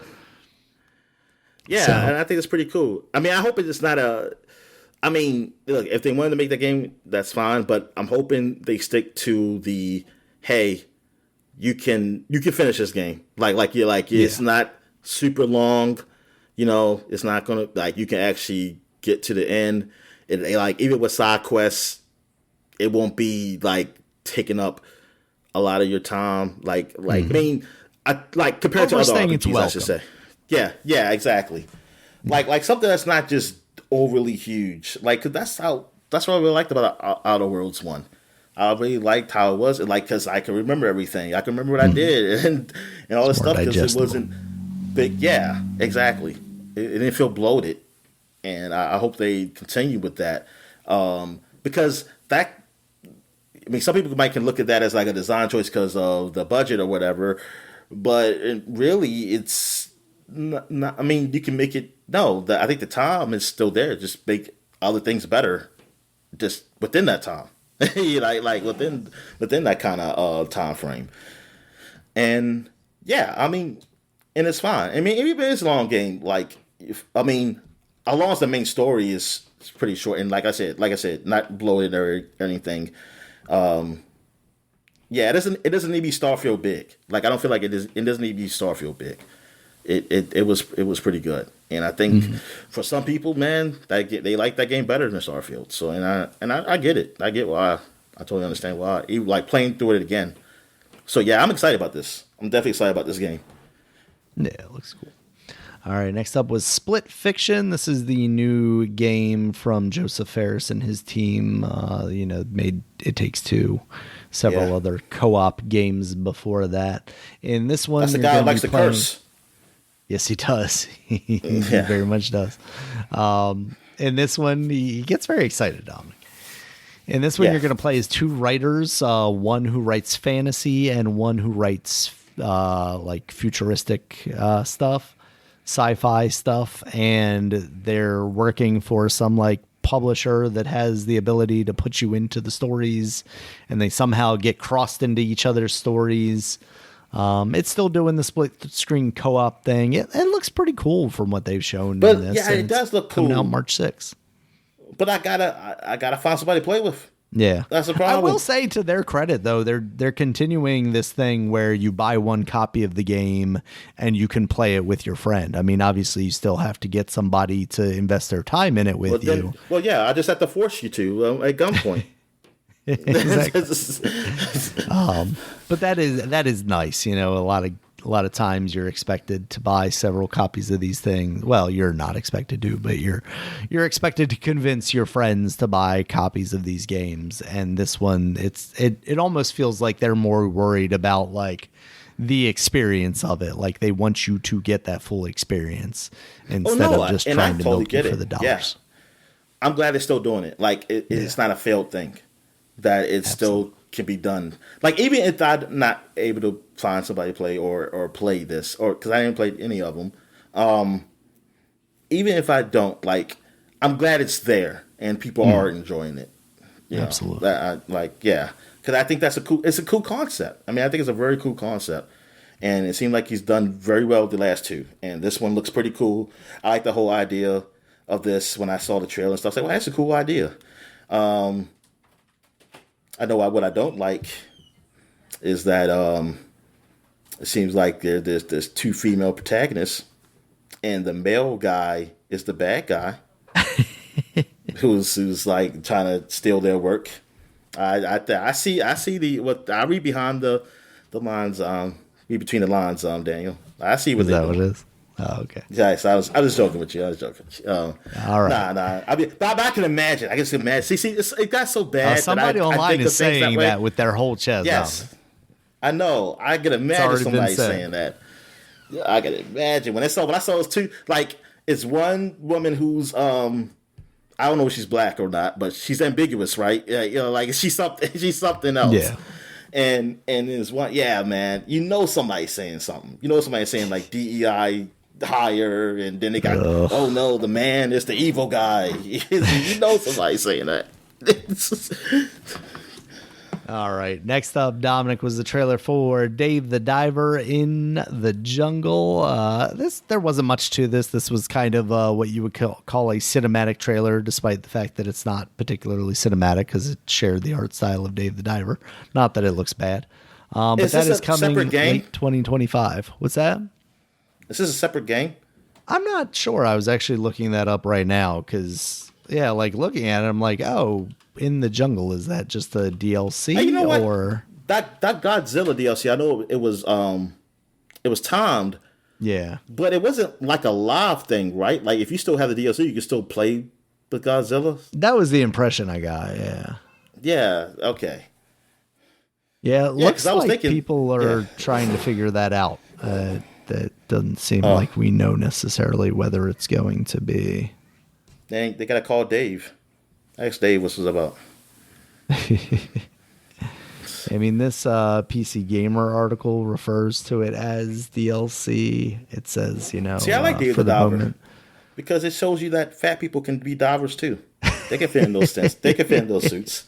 They can also pull off fanny packs. He's doing a great job of it right here. All right. Let's see. After that one was Steel Hunters, Dominic. Like I said earlier, I was watching this on my phone, and I think at this point I had like walked away from my phone, so I was just listening to it, and I was like, is this like a Transformers game? And then I look at it, and I'm like, is that Bumblebee? Because there's like prominently this yellow robot that like they're focusing on for a minute, and I'm like, oh, it's a Transformers game, I guess. And then it gets to the end and it's like Steel Hunters. I was like, so it's not a Transformers game? Because I thought this was that one that they showed off, like last year or 2 years ago? But no, this is a PvPvE free-to-play online third-person shooting game. It sounds like maybe an extraction shooter because you have to get out of the battle zone at the end. It looks kind of cool, Dominic, but at the same time, it's like you were telling me earlier, like it definitely doesn't quite have the flair of a Transformers. There's definitely something. I'm seeing some of the character designs because I guess you're going to customize them. Yeah, like I'm seeing some color, but it's just that a lot of them is mostly it's like a lot of silver, like a regular. There's a lot of Megatrons from the movie. Yeah. Exactly, and I think it's like, oh, you want to get some color, you're gonna have to buy it. You gotta have to spend some space bucks or whatever they call it in here. Still $100 or something like that or whatever to get them. I mean, yeah, like you said, it looks kind of cool. I'm looking at this now. It's like, oh yeah, it looks kind of cool, but I kind of want a single player game that's kind of like this and not a multiplayer. I mean, because I'm not into multiplayer anymore or not. But I mean, I hope it turns out all right. I mean, there's been a lot of these games failing. I mean, I don't want it to come out and just die. So I hope it's a good game too. I hope it's something good. Yeah. I mean, maybe this is the Titanfall we're gonna have to be playing until we get a Titanfall 3. Yeah. This is Titanfall at home. All right. Next up, Dominic, was Borderlands 4. Your man, Randy Pitchford, came out on stage. He had a jacket that said Borderlands 4 on the back of it. Introduced this trailer. What'd you think? Oh, it looks good. I heard it's open world now. You might be thinking like, well, is another one's open world? It's like, well, no. It had big stages, but it was an open world. You had to still go like now it's an open world game, and I believe it's a new planet. So I don't know how these guys got to that planet, or maybe it's just deformities of these guys just everywhere around the universe. I have no idea. I don't know the story behind this. Yeah, I mean, I like Borderlands. I like the whole co-op shooting. Like they've done a great job with that franchise. I mean, they felt the downside to the franchise was, well, some people would say pre-sequel. I like pre-sequel. I would say even Borderlands 3 was I was down on it. But it wasn't a bad game. I mean, I wouldn't call it a bad game. It just wasn't, it didn't feel like a big level up from 2 and 2, So, like, 2 was the best one. I did like Tiny Tina's Wonderland, though. I mean, I think that was pretty good. Yeah, so these guys have been away. I mean, it's been a while since we had a Borderlands game. So yeah, man, I'm curious. Yeah, I'm definitely curious to see like what's new about the game. Like what's new about it?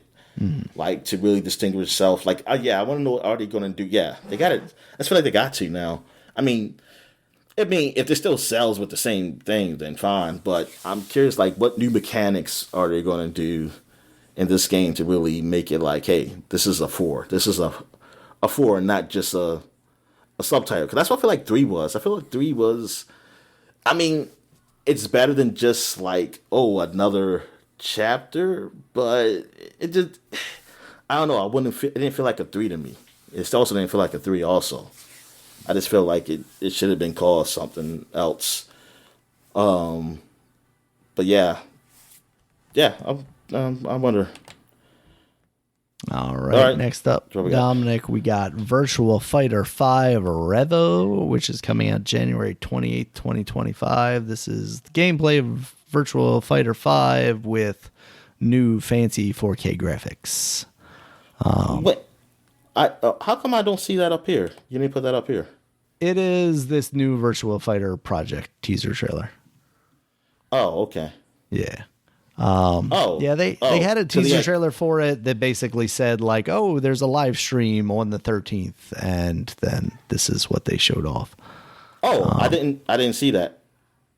Yeah, I'm seeing a lot of people saying like Virtua Fighter 6 also, but I'm not seeing any like new details about that because like if that happened during the live stream, then they would have talked about that. But this trailer very much looks like it should be for a new game instead of, you know, a kind of 4K upgrade. Yeah, because I don't know who this character is.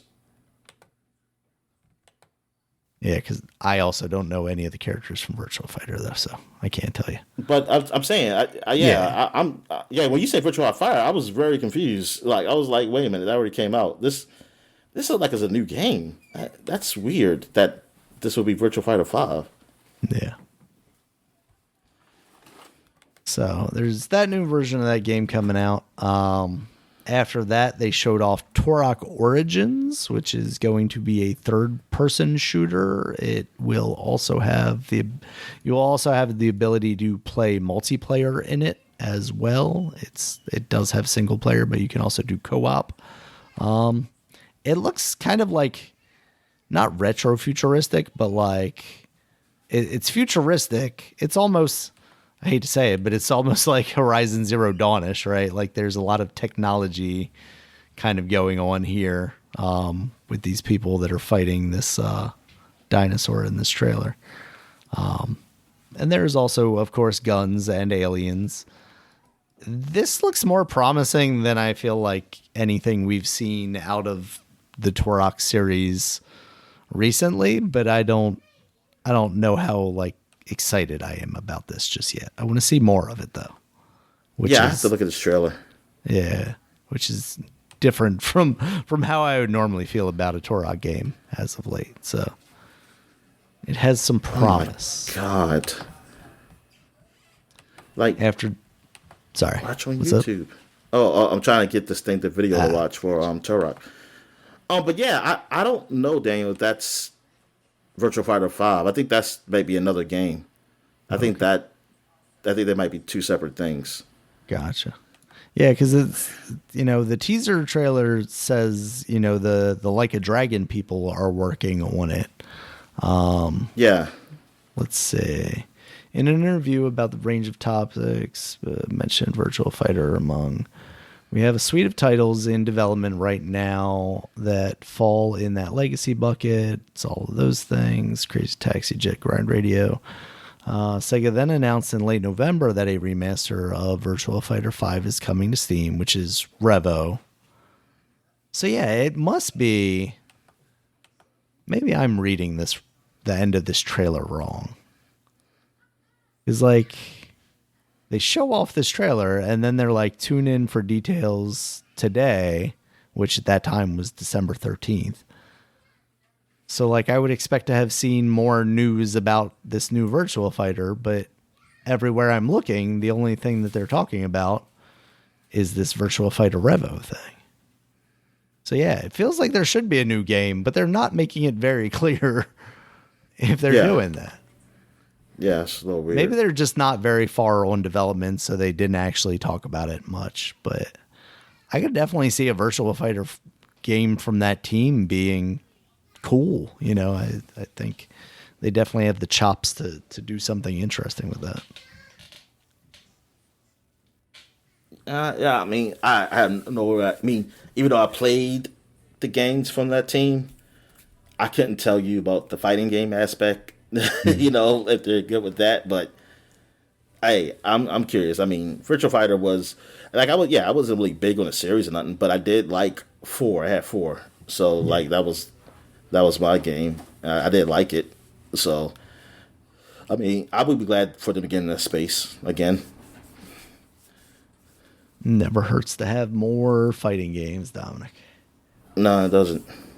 All right, let's see. Next up, we've got Tekken 8. Clive is coming to Tekken 8. Clive from Final Fantasy. They are also going to have a Rosefield. level. Yeah. That's his name? Or is it Rosefield? Okay. Rosefield? I say Rosefield or Rosefield. But that's coming December 20th. So that's cool. You know, another character for Tekken 8. What is that? Like supposed to be Red, almost like, what's the guy, who's Redfield name? Chris Redfield. Yeah, Chris Redfield, something like what's that? Square's not getting very creative anymore. Yeah, so when I saw that, I thought that was an announcement that Final Fantasy 16 was coming to Xbox or something. I did too, Dominic. I did too. And then Tekken came up, and I was like, "Oh, that is messed up." Yeah, I said, oh, okay. Say that's nice. That's nice. They did a little crossover right there.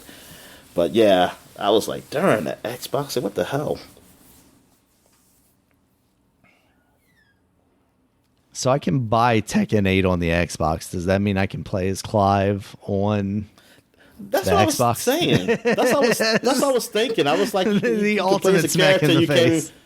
You can't even freaking play on the your darn system. Well, Final Fantasy 16 is not out on PC yet, is it? Yes, it is. Oh, okay. Okay. So yeah, it came out a couple of months ago, I think, exclusively to the Epic Store. Oh, yeah, that's right. That's right. Yeah, people were pissed. Yeah. I didn't mean to close that. Anyway. Next up was another new game from the Like a Dragon developers, Project Century. They showed a trailer off for this. This is set in 1915 Japan and looks to be like more of the action style old school Yakuza games instead of the turn based that we see now. Yeah, man, it looked cool. I liked it. Yeah, that was pretty neat. Yeah. Man, All this right. is before I guess the emperor went crazy and wanted to take over the world and stuff like that. Next up, Dominic, this one was big. It is the return of Onimusha, Way of the Sword, that is coming in 2026. Capcom finally realized that it had other franchises than Resident Evil and Monster Hunter. Yeah, finally. And I'm hoping someday someone remind them about Beautiful Joe. We'll talk about that later, though, Dominic. There's some news related to that as well. Okay. Yeah, I was thinking about how much like I would like to see a new Dino Crisis game, but in a lot of ways the combat is kind of similar to a Resident Evil, what with the gunplay and everything. So I'm kind of excited about Onimusha because there was a while there where I was like, man, I would like a samurai game in that kind of style because like obviously we have like Ghost of Tsushima, but I feel like the gameplay of that is very much its own thing as opposed to, what Onimusha was. So yeah, I'm looking forward to this. See how it turns out. Next up, Fortnite Ballistic Mode, Dominic. Fortnite is just having a Counter-Strike mode now. Like literally it's first person. There's like a buy-in thing where, you start out the game with like credits so that you can buy different guns and stuff like that. It's just like, is Fortnite gonna become the metaverse, Dominic? Is like every game just going to exist inside Fortnite? It's a platform. And now they got the Fortnite Origins. Now, like I guess it's supposed to be like a original Fortnite. Yeah. Which I was thinking like it should be Save the World then. And that's what they're never going to give that to you, Dominic. They technically got it. They technically got it. Is in that it's in that creative space where everybody creates a level. It's like there you go. You can do it there. Yeah, man. They just got everything in this game, man. Like I still want to play the Lego Fortnite, but I can easily do it now because I can stream it through the Xbox Game Pass, which that's great. Like, yeah, you know what? I'm going to try it. One day I'm going to try that Lego Fortnite and see how that is. And, like, how do we even get to it? Because they keep showing these other seasons. I was like, wait a minute. So the world's not Lego anymore? Or you have to go to that world? Is that what it is? You have to go to the Lego world and then you turn to a Lego? I don't even understand that interface. When I tried logging in around the time that and the music and the racing one came out, I was blown back by my age, Dominic. I was like, these kids and all their squares. Yeah, the interface the menu system when you start up, it's like just flooded with stuff. It's like, what? Okay, where's the play? Like you see play, it's like, okay, what you supposed to do to get to what world? It's just too much with that. I always, it's a lot of games that do that though, especially those free to play games. It's like, good God, what are you trying to do? Get people to? It seems like they're always trying to get you to go to the season pass thing, like, oh, the battle pass or whatever they call it, like whatever the seasons are, and it's like, oh, season content, you can get this, and I'll be thinking like, oh yeah, I'm gonna get that item. Oh, you got enough credits to get it. Now you just got to buy the pass and you'll unlock it. And that's like, you sons of bitches. You buy the pass and then you got to play 20 hours and get these achievements in order to unlock the people that you already paid for. Yeah, it's a lot. All right, Dominic. Next up after that was Stage Fright. This is a new game from the developers of Overcooked. This appears to be like a co-op split screen situation, almost like one of these Joseph Fares games, or a Cookies and Cream for those people that remember the original FromSoft games. Cookies and Cream. In this trailer, you see two characters running towards the screen. One of them is like activating lights that then activate something on the other side of the screen while these enemies are chasing you. It has a very creative look to it. I'm interested to see what this turns into as far as like once it's a full game. I don't know that we have a date on when this comes out yet. Let's see. Of course, if I just type in Stage Fright, that just gives me the affliction of Stage Fright. So, release date to be announced. So, nothing yet on that, but that looks neat. Another one of those games, though, that, it's multiplayer probably only. So, will I ever actually play this? All right, next up, Dominic. Where am I? On to the next page. Game of Thrones King's Road. I only highlighted this one because it looked like we were getting like a full-on Game of Thrones. We put our money behind this. We've got Kit Harington playing, what's his face. We're breaking the bank on this thing. Yeah. And then I saw somebody say the Unix in there too, right? Yes, yeah, Varys is in there, and it seems like you're playing as an original character, like you're not Jon Snow, but you would be talking to him. You're part of the Black. But then I saw that this game was so far only announced for Android and iOS. And I see people just so disappointed. This one guy said, like, I was so excited, and then I saw it saying for phones, and I just like, good God. Yeah, because it looks like something like, oh, okay, this looks. It looks like a AAA game, like they, But alas. All right, after that, Dominic, was a new trailer for Double Dragon Revive. This is the one coming from Arc Systems. Still looks okay. I wish it looked a lot better, especially coming from Arc Systems. They put together some amazing looking games, and Double Dragon has the potential, but I really would have wished they had used one of their like 2D art styles instead of just trying to make this look somewhat realistic here. Yeah, I was a little surprised. A little surprised by that. And I gotta see some, like, I want to see like some legit gameplay though. Yeah, because it feels like we haven't seen a lot of that at all. I only remember one other trailer before this one. All right, after that was Screamers, Dominic. This is coming out in 2026. Apparently, this is a reboot of an old racing series. But it looks pretty neat. It's got a very cool cel-shaded art style to it. Pretty anime looking like you're doing a lot of drifting and stuff. So, you can always use some more racing games around. Yeah, the Tokyokians love drifting. Tokyokians. Yeah. All right. Are those people from Tokyo and Oklahoma? Is that what that is? They from Tokyo. I mean, I'm just I don't because I don't know. I was thinking Japanese, but I was thinking about Tokyo Drift at the same time.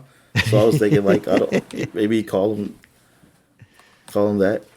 All right. Next up, Dominic, The Last of Us Part 2 is getting remastered again. And no, it's just releasing the remastered version on the PC. That is coming out April 23rd, 2025. Yeah. All right. I mean, it's good. That's good. I kind of already thought this had happened. Yeah, me too. So if people don't have PlayStations, I'm glad they can play it on their PC. I'm sure they'll add like ultra widescreen support and stuff like that. All the bells and whistles for people that have, top end PCs. After that, Dominic, the big news. I had mentioned Mario Kart 9 earlier, but I don't know how they're going to compete because we've got Sonic Racing Cross Worlds coming out eventually. Oh, yeah. New Sonic Racing game, Dominic. It's about time. It's been several years since Transformed. Never really played it. I mean, I played a little bit of Sonic Races because it was free with something, probably multiple things, but I never really stuck around with it. But then again, I honestly, I never really played too much of Mario Kart either. So, I don't know. Like, I'm gonna try it, though. I mean, I actually want to go back to play the other Sonic Races just to give that a try. But I gotta find where it's available. I mean, it's technically, I know it's on my Xbox because it was a free game. Yeah. I wonder, can I just play it? I wish it was streaming, like on one of these platforms. Maybe PlayStation streaming has it. I don't know. I know Xbox doesn't. Yeah. All right. Oh, but no, Xbox got the isn't Crash going to be up there or something? Crash Team Racing. I think it's coming. I think it says it's coming. Yeah, I gotta check that out. So I might be playing that one. Let's see. What's this Den of Wolves? Game Pass on December 4th, Dominic. So that is now out on Crash Team Racing Nitro Fueled is now out on Game Pass. Oh, okay, that's what's up. All right, Den of Wolves, Dominic. This is a futuristic, like cyberpunky heist game. We had seen this somewhere else previously, but there was a new trailer for that. It looks pretty cool for the people that are like into Payday and stuff. Hold up, I'm confused now. Because if that's Den of Wolves, then what was the other game? What was the one that got canceled? No, Thick as Thieves. What the hell is... I thought that was it. Thick as Thieves was a little more cartoony. I mean, this isn't really cartoony, so... it's hard to describe it. It very much looked like Dishonored to me. Oh, no. I've seen Thick of Thieves. So, what is Den of Wolves? Oh. Den of Wolves is basically Cyberpunk meets Payday. That's how. Man, I gotta look at it. Yeah, that's the easiest way for me to describe it. That's what it. Also, kind of has like the Finals vibes. Oh, okay, yeah, it's a little bit more realistic. Yeah, it does. Yeah. Very much like masked guys doing crimes. Darn, yeah. I wonder if is this free to play? Den of Wolves? Let's see. Den of Wolves. I feel like it has to be.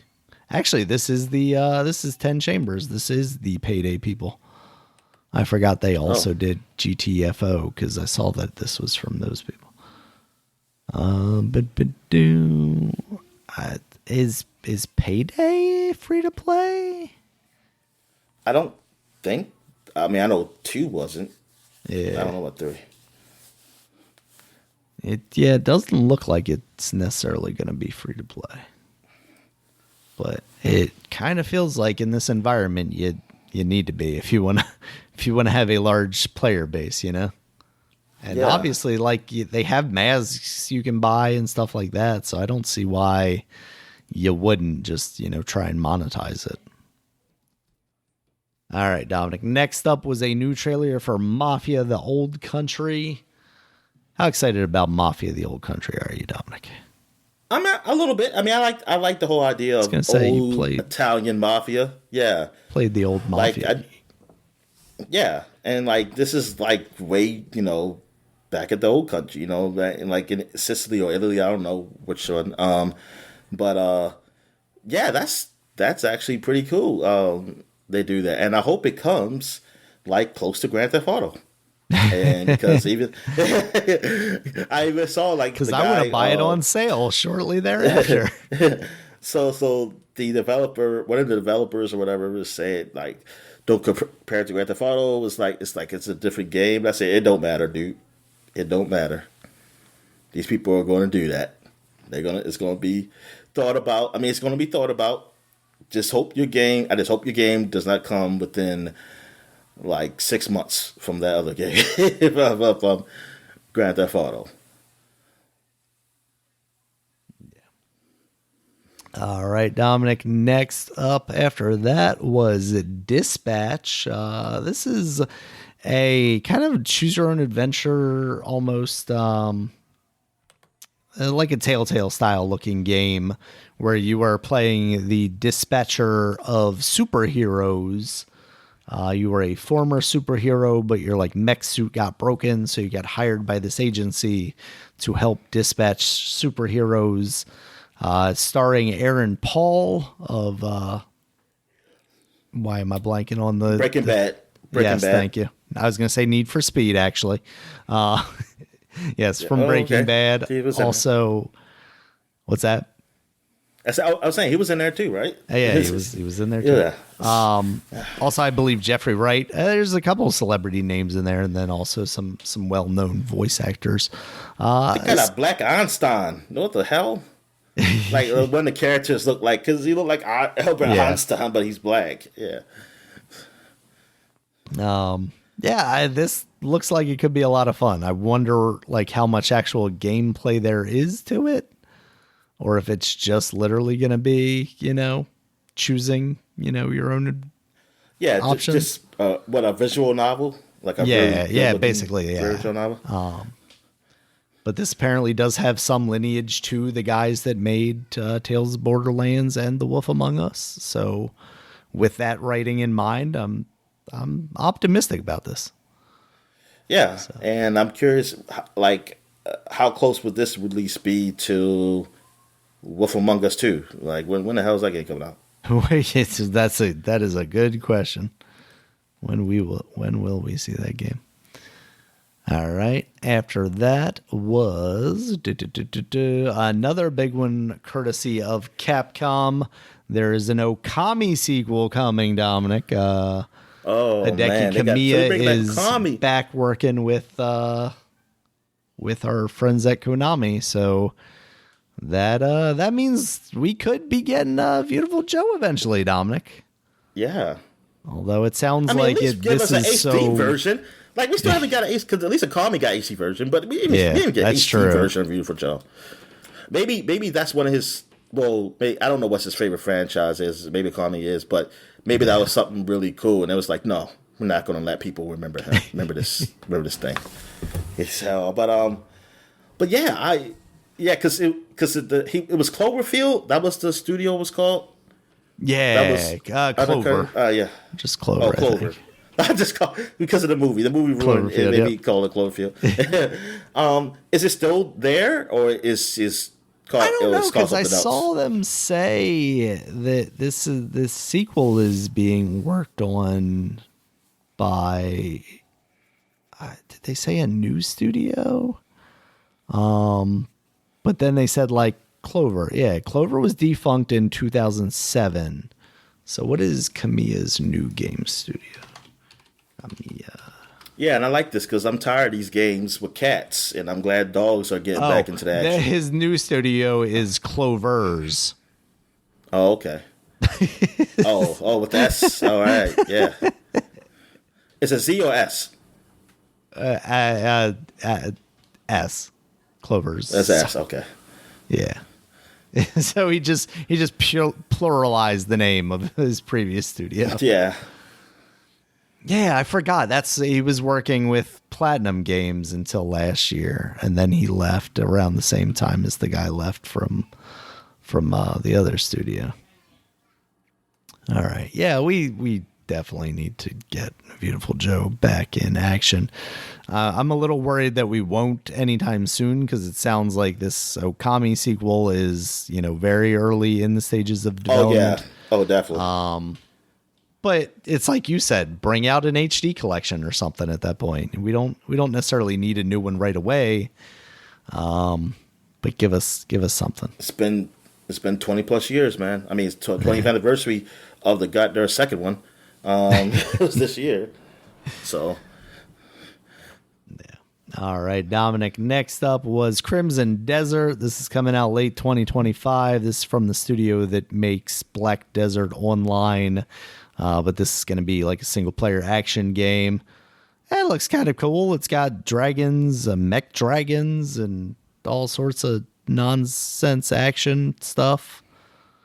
So there was a mech dragon? Yeah, there was a mech dragon. It had like gears and stuff doing stuff. Yeah. It's like a Transformers dragon.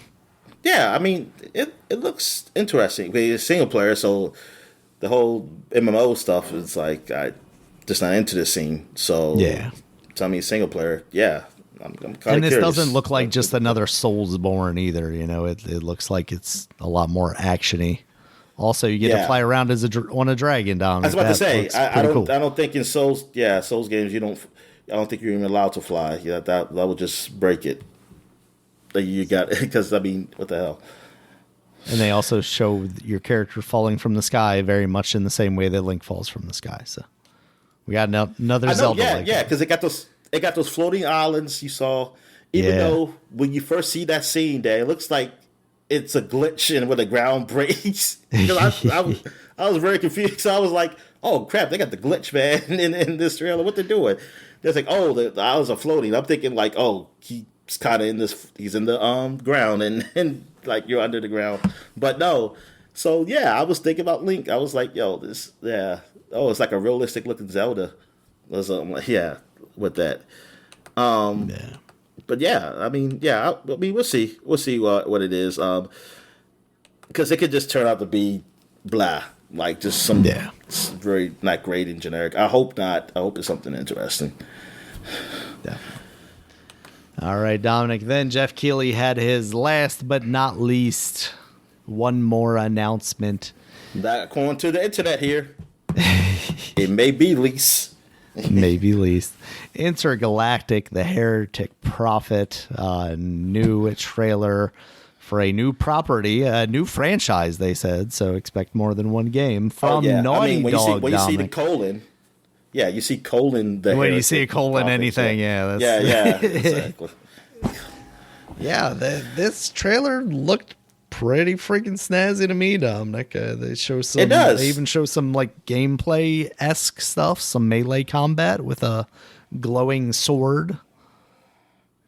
Yep, we know how we love our glowing swords. I do love a glowing sword. It's key. I mean, that's key in the sci-fi now. Gotta have some type of glowing sword. But yeah, I mean, it's cool. I'm glad they're doing something different. I just hope it's not just like a movie, really. I hope it's some very like gameplay that really keeps me into it. That's what I'm talking about too. Not just a story. I'm saying, oh man, engaged. I like the combat. Yeah, I like the combat. I like the ship combat, which there might be in this game. I don't know. I like using that sword. I mean, that close sword is really good and. Or something. Yeah, I just hope. And I hope it turned out good. I mean, like, I don't know who's doing the writing for the game. Like, are there the writers who worked on the other games? I think it's being headed by Neil Druckmann. The main guy there now. All right. So I'm hoping. So story wise, I have hopes for. But yeah, I'm glad it's a new franchise. I'm glad it's not just. Another Last of Us, another or Uncharted, and You said continue to ignore Jack and Dexter. I mean, look, if they're going to, yeah, I'm okay with ignoring that stuff if you continue something new. So Yeah, it's like fine. Though, yeah, because honestly, I've said it in the past, but like, give those franchises to other studios, to someone else, give them to other studios, like you said, someone not as established to let them try and establish themselves. Yeah, because. Or if you're going to make another type of platformer, like other than Ratchet and Clank, and I guess now Astrobot is one, like, can another studio work on something that's a little more color to it? You know, I mean, like you can have things like this, but it's like it's very similar styles though. When you say like Horizon, to the other two games that they've done before. You know, you got the realistic style and stuff, you know, that's kind of more, you know, more human. Style of look to it. That you got the samurai game that you do. It's like that's why Astrobot was really great. I mean, that was one reason. I mean, not because it was great. It was great for gameplay, but it was like a fresh air, man. A breath of fresh air, man. It was something that's not available on a PlayStation console. PlayStation, no, it's not, and that's a darn somewhere. shame. Sackboy is looking very angry at us, Dominic. Yeah, well, Sackboy, like you said, well, first of all, it was more like a creative thing. They did finally do a single player game at the launch, but I mean, I just heard like it was okay. But it's just, yeah, but like you said, the controls, the floating controls is like, why couldn't they just fix that? They have so much time. Like, you can say the excuse of, like, the other games having it, like, because of the connectivity, because I don't know, like, how much was, like, oh, you can play levels from 1 and 2 and 3. I don't know how that worked, like, the created levels, but yeah. I get it from that standpoint. If you are keeping, you have to. It's like, oh, you want to change it too much, but eventually you get to a new game. You know that's a complaint, and you know you played other games. You played the platform in other games, and it's like, let's fix this. You know, let's fix this, and you didn't. Like, you could have made something. Yeah, y'all could have made something whole lot bigger with Sackboy. But hey, somebody did, and that's fine. I mean, I would like that you guys were still doing stuff. It'll be both of you guys, even though it'd be a little weird because it's like y'all kind of similar, because Sackboy would just be Sack versions of PlayStation characters or whatever. Astrobot is bots of PlayStation characters. It's like wow, that's really a very similar concept. It's like it's very weird that how that really happened. But you could have had it. You had it though. You had the keys. You had the keys to the kingdom, Sackboy, and you dropped them. You dropped them in the sink. Right down into the sewer. Can't reach them anymore. Yeah.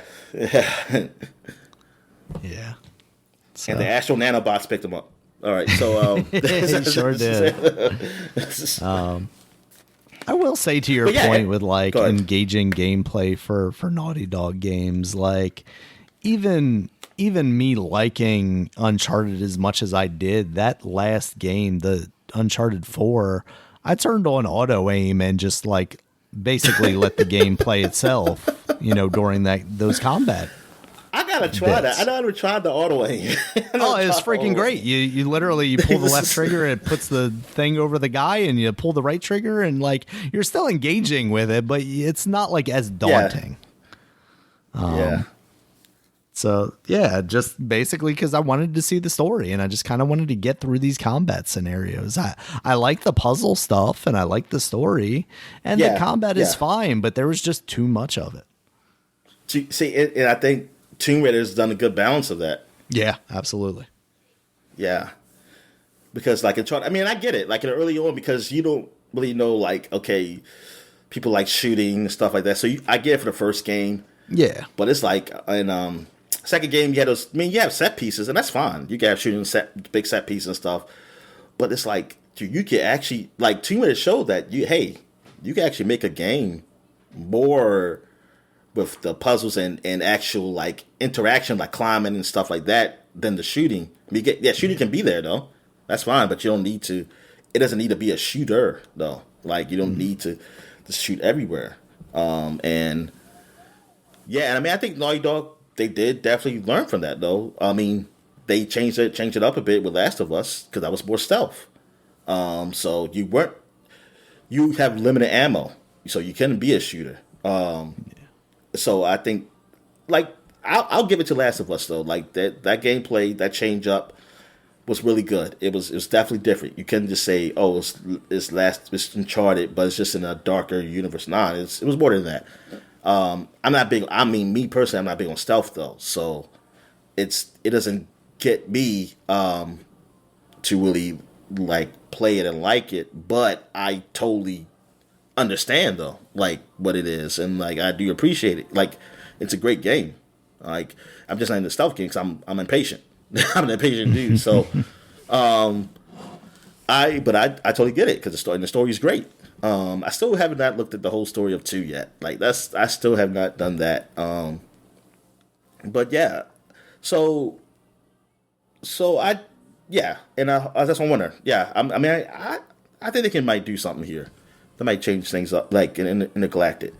And you probably get the game like people who were disappointed in the Star Wars game for the not just the whole the stupid reasons that people were upset with the Outlaws. Yeah, because they're probably going to have the same problems here. Oh, yeah. I was about to say, yeah. I'm not saying that. I was like, oh, yeah, you already hate this game. Never mind.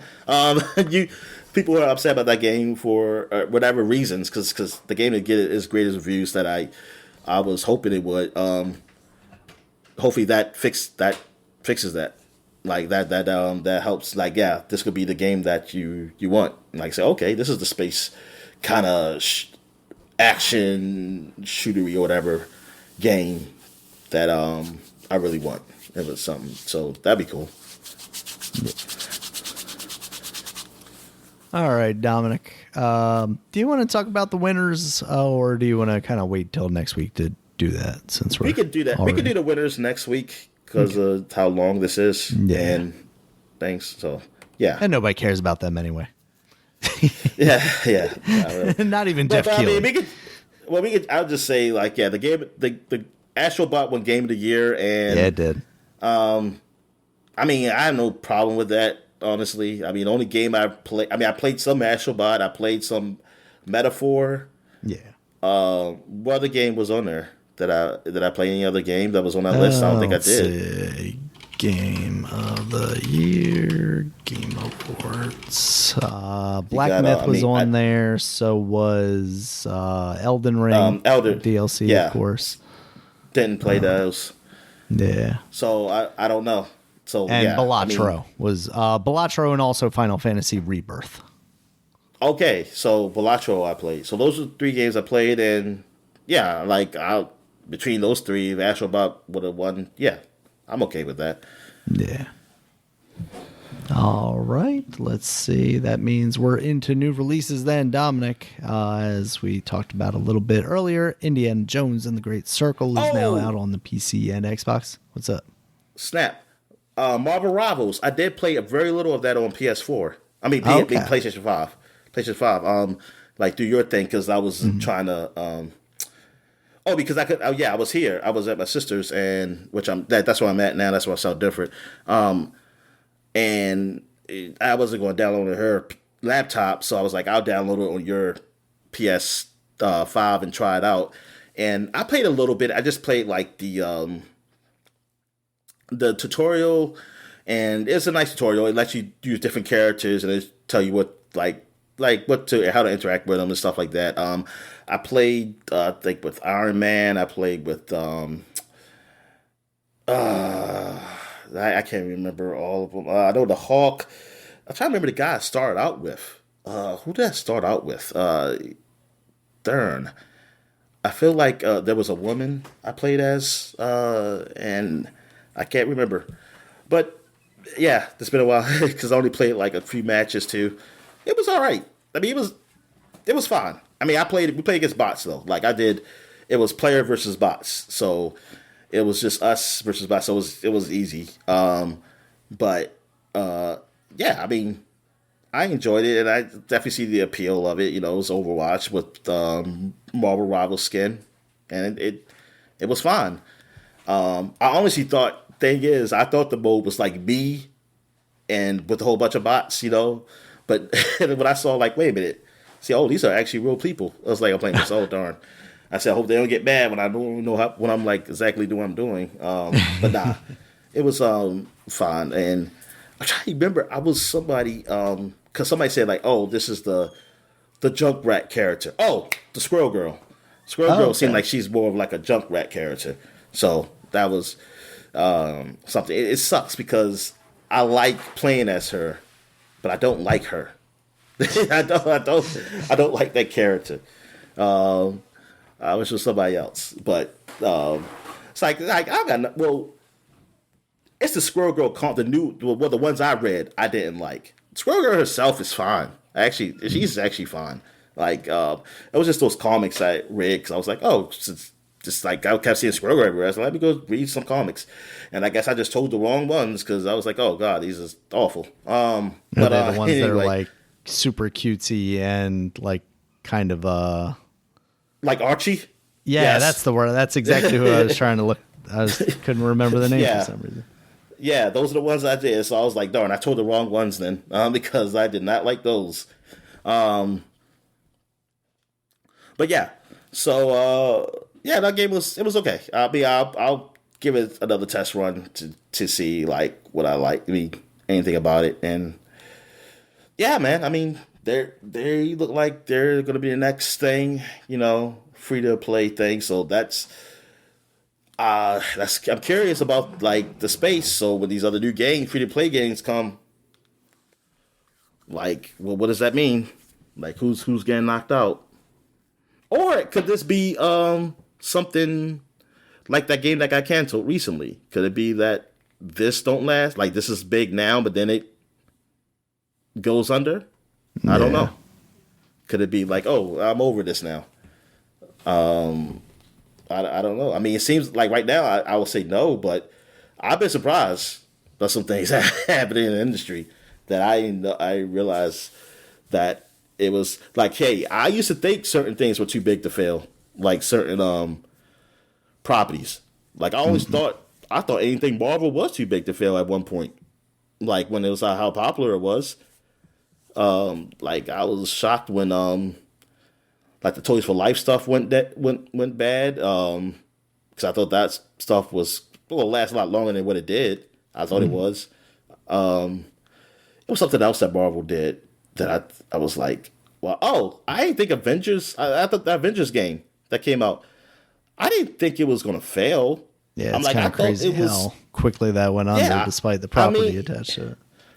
Yeah, I just thought like, I mean, I thought it would be fine.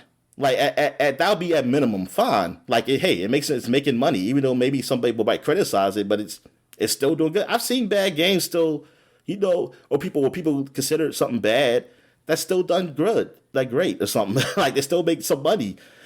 I'm surprised like that actually didn't. I'm like, wow. I guess it came at. I don't know if it came at the wrong time of something of that or what. Because I'm just thinking like Avengers is a big property, but now, yeah, but now like I see like, yo, nah, you can't take a chance like that, like it used to be, unless you can go cheap and be a smaller risk. But okay, I guess we get to new releases. Yeah, so Indiana Jones Great Circle now out on PC, Xbox, on Game Pass, will be out on the PlayStation relatively soon. We also have Legacy of Kain, Soul Reaver 1 and 2 remastered, which you mentioned earlier. That's out on PC, Nintendo Switch, PS4, Xbox, PS5.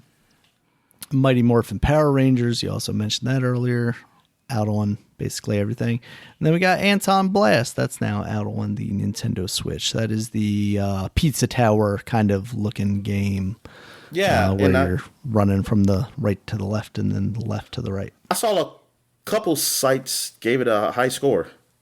Oh, I nice. haven't looked at everybody, so yeah, it might be worth checking out. Yeah, it seemed like buzz around that originally was pretty positive. So Did you play the demo? I did, didn't I? I did, didn't I? It was okay. I wasn't blown away by it or anything, but I thought it was fun. I'd be interested to see how the gameplay evolves as you go through the game, or if it's just kind of the same thing over and over again. Yeah. So yeah, anything else for the people this week, Dominic? No, I'm good, man. All right, thank you guys as always for listening. You check us out. Check us out on Twitter. Dominic is at DStallworth5. I'm at Regulus Emma B. The podcast is at Supapod, SUPAPOD. Supapod.com is the website. You can check us out there. It has all of our previous podcasts as well as links to all the places you can find us, including YouTube, where there's a video version of this podcast, as well as iTunes, Stitcher, YouTube Music, Amazon, Spotify, and anywhere else you might find an audio podcast. Until next time, guys, talk to you later. All right, see you.